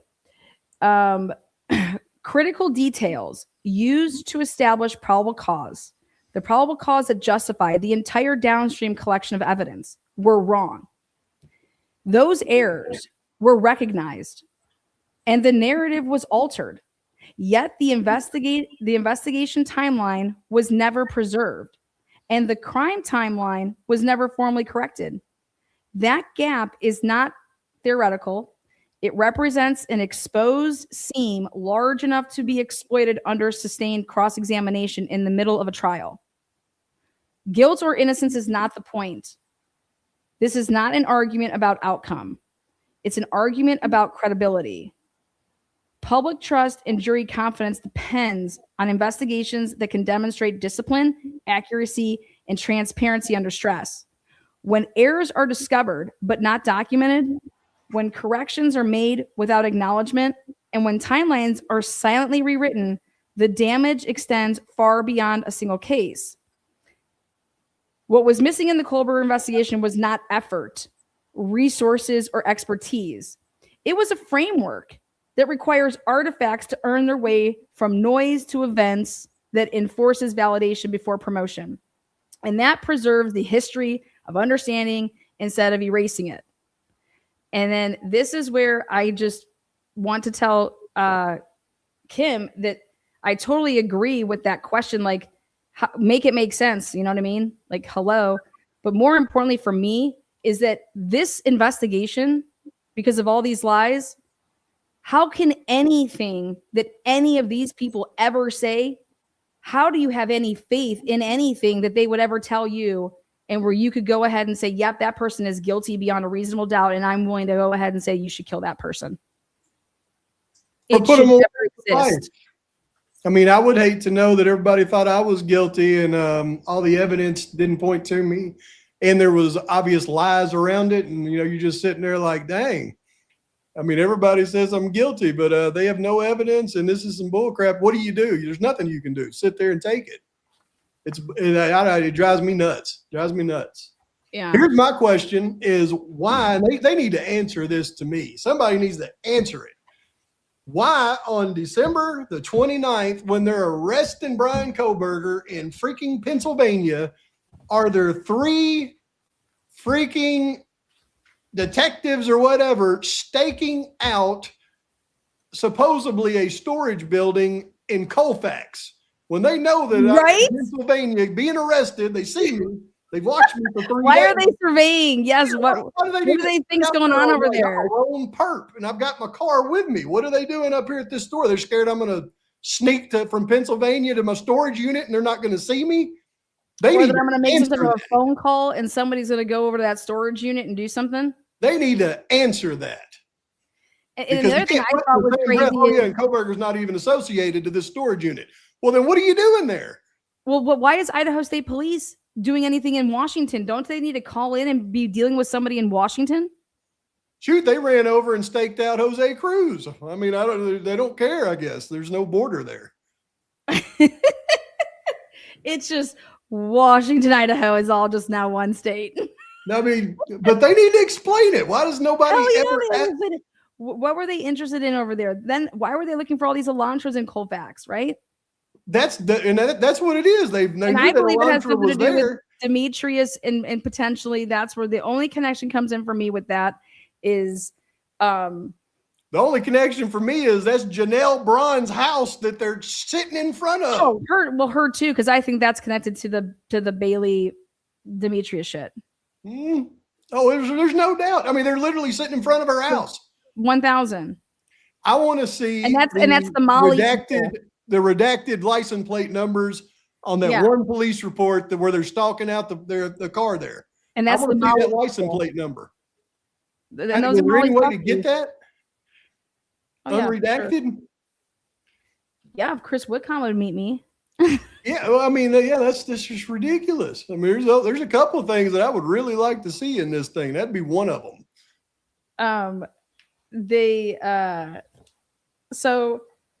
So here, let's just hypothetically place something out here. All right. If we got the name Brian Kober on the 19th, right? Mm-hmm. What's some of the first things that you would do when you got that name in day and age? Because we're going to go up to like the next 7 minutes, because we're going to be doing a part 2, which is going to take us into all of Pav's. There's 7 different videos that I personally was like, this needs to be shown, this needs to be, and where I want to bring it all together and show that not only did Ann Taylor have alternate perpetrators or whatever, but I think I did 7 videos yesterday, so I don't even... Well, I picked the ones that I was like, this one, this one, this one. When I get going, I can't stop on this stuff. So I say I got to take a step back because I start thinking just constantly, wait a minute, and I just can't. I don't even write it down, so I'll get to the computer and I'll forget half of it. It's frustrating, though. It is. It's crazy.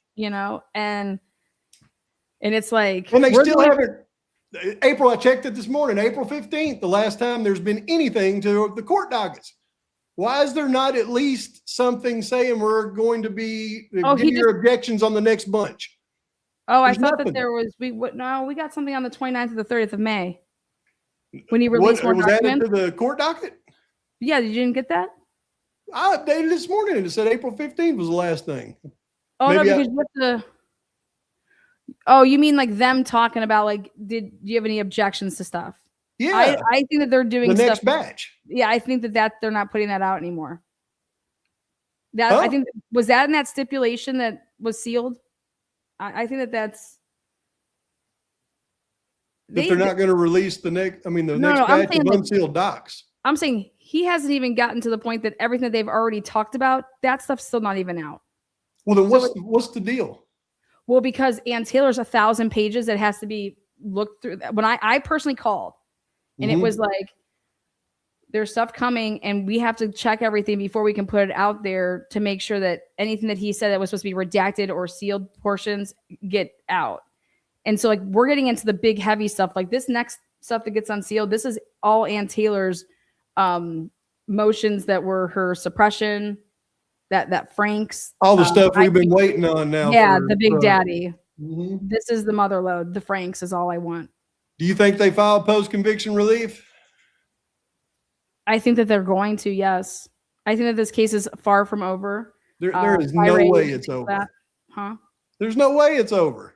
Yeah, Cyree thinks that. I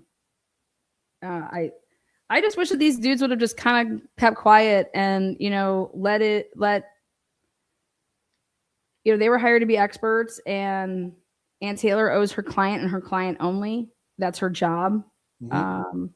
Ann Taylor saved his life up to this point, and that would be a huge, they wanted to kill him. And so I don't think that anybody should ever be put in that situation that you're deciding between like, and they didn't just want to kill Brian Culver. They were trying to kill him quickly. No, yeah, they were trying to kill him with a machinator. They were building a machinator. They were going to expedite it. Like they were going to, I think, try to go through the process pretty quick. They were building they literally building a firing squad chamber for him. I mean, they were putting the pressure on him. They wanted him to plea. They were forcing the plea the whole time. They didn't want to go to trial. I guarantee it. Well, Cyree will tell you, Ann Taylor did not go to them. They 1,000 came to Ann Taylor.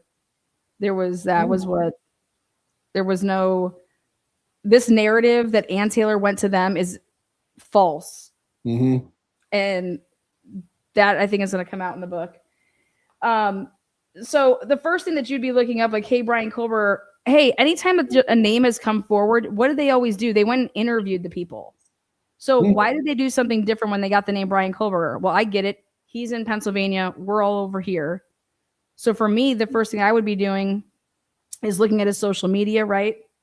Mm-hmm. Seeing if he has social media, preserving that type of shit.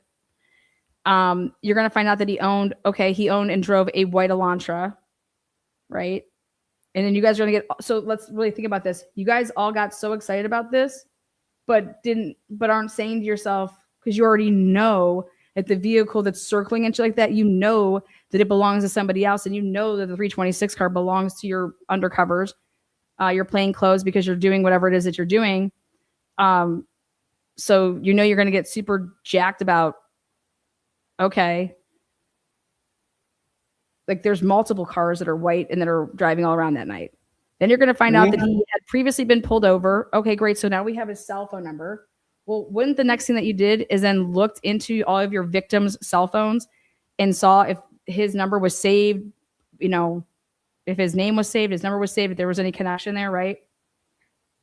Apparently all they did was pull up the geo fence and realize he wasn't in there and go, crap, we got to come up with something else.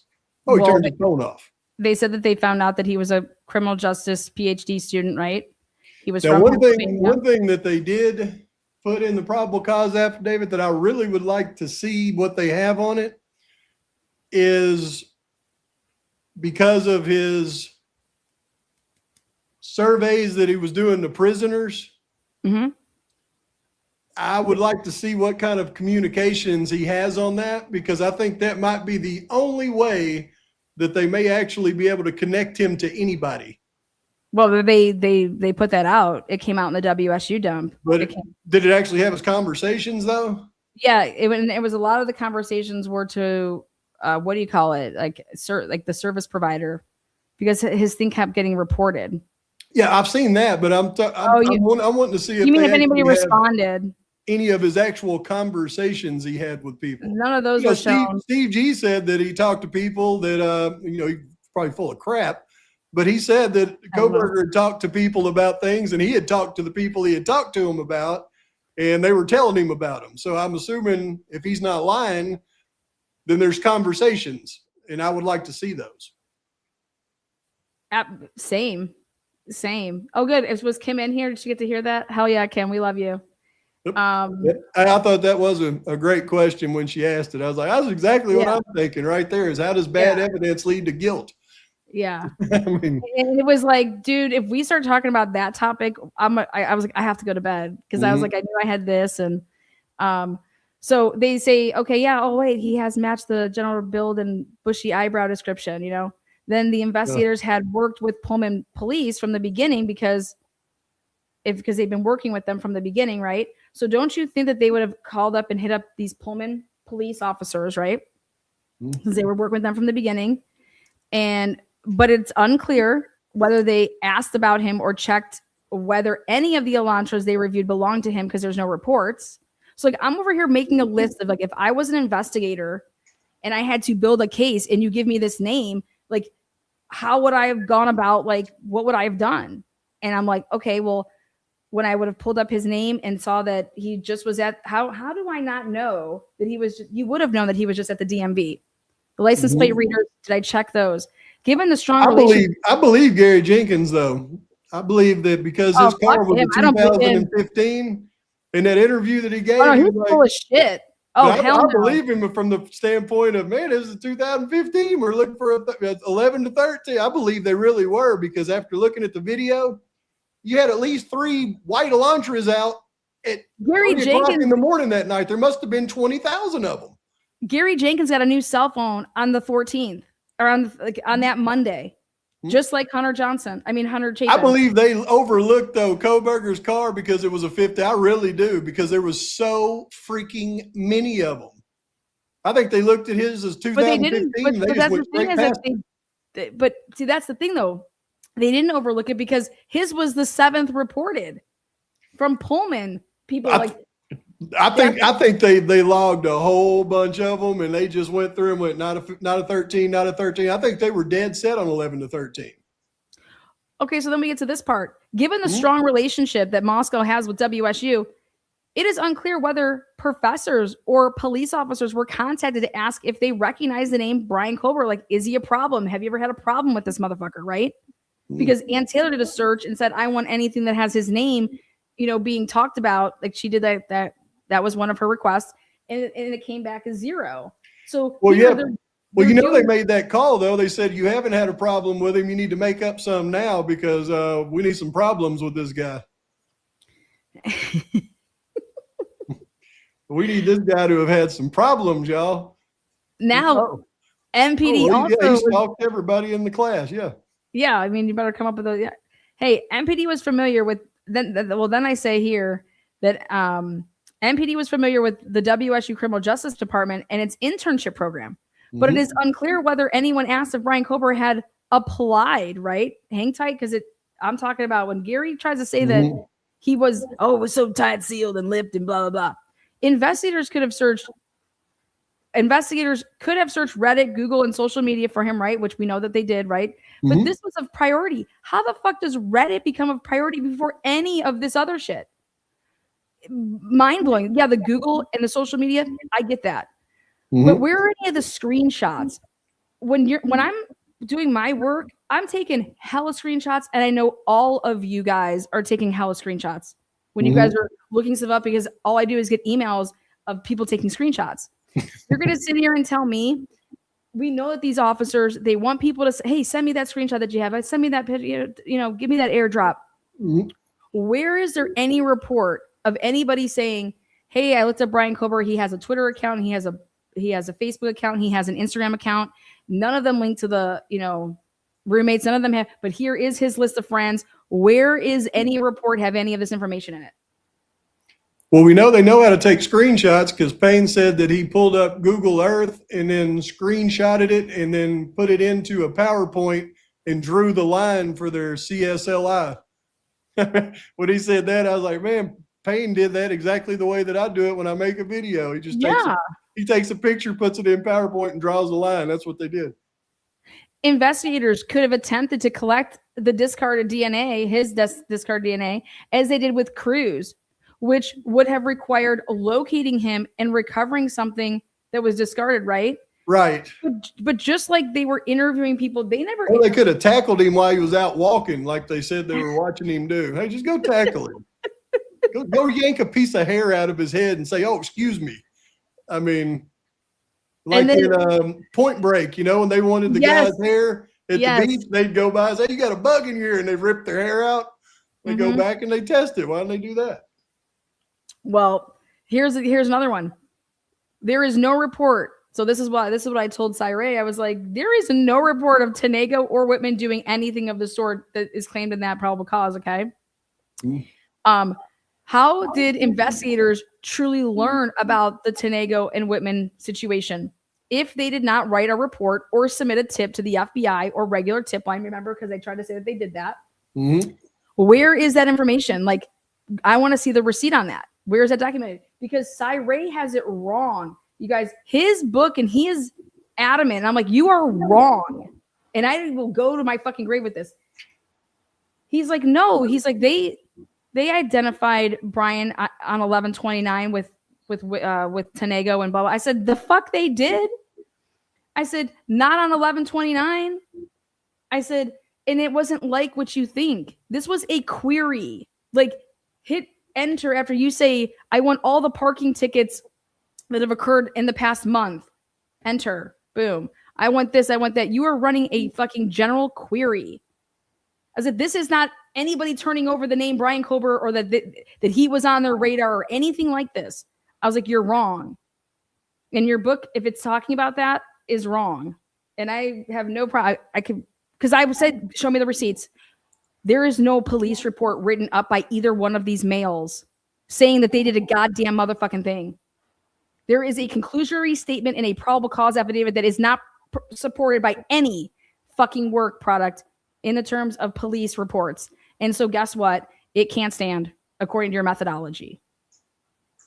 That's the truth. And so to put that's a huge part for me, because you are lying and you're telling the world, just like the world thought when they read that fucking probable cause, is that there was no IGG involved, right? And it was just, hey, this is how we got to him. And it's not. So the whole thing on its face is a lie. They made sure, though, to leak the IGG part just after the arrest through some New York Times article. That they have that in the thing. They made sure to leak that so that got into the conversation for some reason. Yeah, because they should have. If they really wanted it hidden, they would have never released it. But they released it to a news organization and leaked it on purpose in January 2023 for the world to start talking about it. In my video to tear up Joseph Scott Morgan, I've been going back to the old videos from 3 years ago. Joseph Scott Morgan, fuck him. Oh, I'm gonna tear him up. He's gonna watch it, I'm sure, and he's gonna frown so bad with what I do to him. You better shred that ass. Oh, I'm going to, because I got him saying, look, you know what I got him saying? 3 years ago, I found him on Dr. Phil and everything else saying, well, when the autopsy gets there, here's what they'll be able to do. They'll be able to go through with the x-rays, find little pieces of the broken knife, and then do a metallurgy test to see if it came from that manufacturer. And then him and Banfield are on there going, Banfield's going, I want to see what's under these victims' fingernails, because I don't hear about a little touch DNA on a knife sheath. I want to see hair tested, fingernails. And he's like, yeah, there's a Petri dish in the car. I mean, this idiot. And now he's come out and he's lying about the autopsy reports. He's lying. he sat there and said Ethan had a tiny amount of Adderall in his system and Xana that was on the back end. They were coming down, very tiny amounts. I was like, dude, 260 nanograms. Ethan was flying high as a kite. You gotta be, he's just lying. And I'm gonna tear him up. I'm tearing him up. Well, it's funny when they say something like, this is what you would expect to find. And then when it's not there, I just don't understand why they just don't continue on to say, hey, I'm really surprised that I didn't see that. So since we didn't see that, like, this needs to be like, let's take a look, because I was shocked that this is what the findings are. Did you read in the You news? don't ever hear that. It was in one of the rebuttals for the defense put in for their experts. You know, when they gave them all the BS, no opinions, and they were saying, hey, they didn't get any opinions here. One of the things they put in there was Kathy Mabbitt was going to be brought in as an expert to expand on the pathologist's autopsy results, because the pathologist didn't want to expand on it. So she's not going to expand on it. We're going to bring Mabbitt in to talk about her autopsy. Is like, this bitch isn't qualified to tie her shoes. Like, Mabbitt. Freaking like, Mabbitt. we are unclear as to what Mabbitt can possibly bring, because she's not qualified. This is what she does. Like I don't think she's qualified. Her opinion is like my opinion. What the fuck are you talking about? Yeah, she's going to expand on the pathologist's opinion. I mean, what do you mean? I think that's when it looks like it's Jay's writing, and I loved when he would write. God, I loved his writing. Like, and I'm sure he probably got super busy because then he started running the public defender's office over there in CUNY County. But his writing, I could always tell the difference of his writing with motions and replies, responses, whatever. And his writing was much better than his talking. Correct. Because he was terrible, and he was late, and drove me nuts. He was late for the. Well, I'm curious if that was because of a case, though. Wasn't that what they were saying? You don't think that's accurate? I think he was late. He was late, and he was supposed to be arguing death penalty motions, and he was late, and I wanted to string him up. Yeah, that's when I was actually in Delphi when that happened, and I was over there like, I'm kind of glad he's late, because I'm over here running 3 fucking like I'm over here. Yep. I'm like, I'm like losing my mind listening to these people, because everything that I'm hearing in Delphi they were talking about the DNA shit.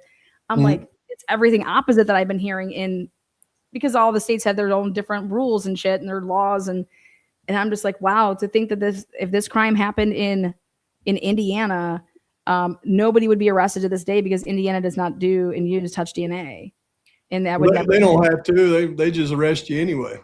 Right? They'll just say, "Fuck it." No. You have any evidence? We got a bullet here that wasn't shot, so we're pretty sure it was his. Never in my life I heard of a bullet casing from a gun that was ejected and not shot matching. Come on. Hey, Pav, I have a question. Have you been able to locate the exact apartment that Ethan was in? Nope. Because I'm gonna text. Even in the Peter interview, I think what he was saying was it was right across the street from the Sunset Mart, which tells me that it's the apartments right in front of Janelle Braun's house. Yes, because that's actually so now I think it's worth it for me to go and get. They wanted some ridiculous amount of money for it's 12 hours worth of a drug raid on Janelle. I've been waiting a year for you to put that out. So. But I thought you already had it, because I remember you talking about it last year. I have part of it. Okay. It was 12 hours, of like body cam. And so you can only imagine if I would have got this request in before they started being all like this, I would have had that. No big problem, whatever. Dude. Well, I just want to say, when you see the white car speed out of there at 420, I mean, who have we seen that can drive like that? Running from the cops. I think Janelle can. They all can. She's like, you know what? Yeah, I'm done, y'all. I'm out of here. On icy roads, she can drive like nobody's business. Whoever's driving that 420 car, it looked to me like it drove the same way that she drove that truck away from the cops. Yeah, so I'm going to ask them about it and to see if we can work a deal out over here with the Moscow people to say, like, listen, because Ashley Jennings and Bill, they get on a call, and so. Which is weird, because Janelle doesn't have any charges in Moscow. Hers are all in Coeur d'Alene. It was at her husband. It's technically her husband's house, technically. Mm-hmm. But it was for this is literally right across from where they say Ethan lived. Yeah. I mean, I So- think it's right next door. Yeah. And so what would be crazy, because I always just wanted to see what cars were in the driveway. What would be crazy for me is if any of these driving vehicles, if we're able to see, like, what if just, again, I just want to see what cars are there. That was the big thing for me, is I want to see what cars were there. I want to see what names get dropped. I want to see if they talk about, people that would have potentially tipped them off to this. I want to see, like, there's just, but you have to pay attention to the whole thing because you never know when something like that. It's 12 fucking hours. 12 hours. So maybe what I'll do is just we'll watch it all live. And that way I'll have not just 2 ears listening, but 15,000. Yeah. Yep. Let's all dive in here and see what you can hear and see what you can, see. That would be an excellent exercise that I'd be happy to participate in, because there's something there, and I think it's something they missed. Yeah. Oh, for sure. And the date of it, though, it's right either before the homicides happened or it's right after. Like, I can't remember if it was right before that happened or it's right after in 2023. Well, if she was there, if it was right after that, she was absconded. She was absconded from the time of the unalivings until almost a year when they finally caught up to her. She had a warrant. Interesting. Yep. God, I mean, how you just have Molly at your scene and she's telling you, like, she can't believe that this happened while she was there. Well, nobody said that, Molly. Only you are now claiming that. Mm. When Molly's saying that, like, I can't believe this happened while I was there. It's like, who said that? Can't believe you're out in the middle of the street flashing somebody with your flashlight signal there, Molly. Yeah, I can't believe that you're just, Molly, I can't believe that you're so fucking high and you want us to believe that you worked 18 hours. You can't even walk, girl. But she's Don't make me play my song I made with her now. I'm like, God damn, these people are like, nobody believes this, but these idiots, they do. Okay, whatever. And then the last thing here was, or one of the last, it's what about the unexplained Pullman police with Blaker timeline? When you look at this, and it features Chris Engel, Andre St. Love, and that they actually found Brian's car. It was the 7th Elantra ever found, and that it was outside the 2011-2013 year range, no later than 11/25/2022, because that's the date that he actually made the spreadsheet and wrote it in. So if you can only imagine, actually, if you have your piece of paper out, like, when do you think he actually typed that up? It could have been way before that, but at the least, this is the metadata on the, what do you call it? The metadata for the typed up version of the Excel spreadsheet. Mm-hmm. And that's when it was typed up into the Excel spreadsheet after a swing shift by St. Love that he said he did. Yet at that time, it is confirmed that there was no bolo, because Payne, this is what Gary Jenkins was determined to say, is, oh, that timeline's wrong. My guys only had like 24 hours, less than 24 hours. We found that car. And he was like, there was no bolo yet. That went out to anyone in law enforcement until Payne, in his meeting that he had on, that was 2 days later, and then sent it out in emails on 11/27. Again, this is all according to Gary Jenkins. Do we know exactly what day they first said 11 to 13 Elantra? Well, that's Ann Taylor was trying to get that out of them. Ann Taylor couldn't get them to, like, talk about this whole, and it was 11/23 that they were able to show Ed Jacobson, my boy Ed, this fucking cocksucker. I'm sorry. It's my show. 11/23 is the first date that you've seen it? 11/23? He sent an email. He sent an email where he was like, that's when they were taking pictures of Ridge Road. Remember that? Yep. Yeah. So 11/23, that's the email date that Ann Taylor provided. That's the day they got back with Mawich's DNA. Was it? Yep. See, this is the crossover between you and me that we can create with recreating their entire investigation in a timeline that nobody has done to this day. Nobody has taken, because if you do, you will be blown away to know that they didn't know anything, you guys. They didn't have dick. Nothing. They didn't know. Well, let me say this. On paper, nothing. Now, if they already knew, hey, who we're going to blame this on, or what we're really looking at here because of all the undercover shit that they do, and oh my God, I cannot believe this happened at somebody's house where we were getting information out of the one girl or the guy, you know what I mean?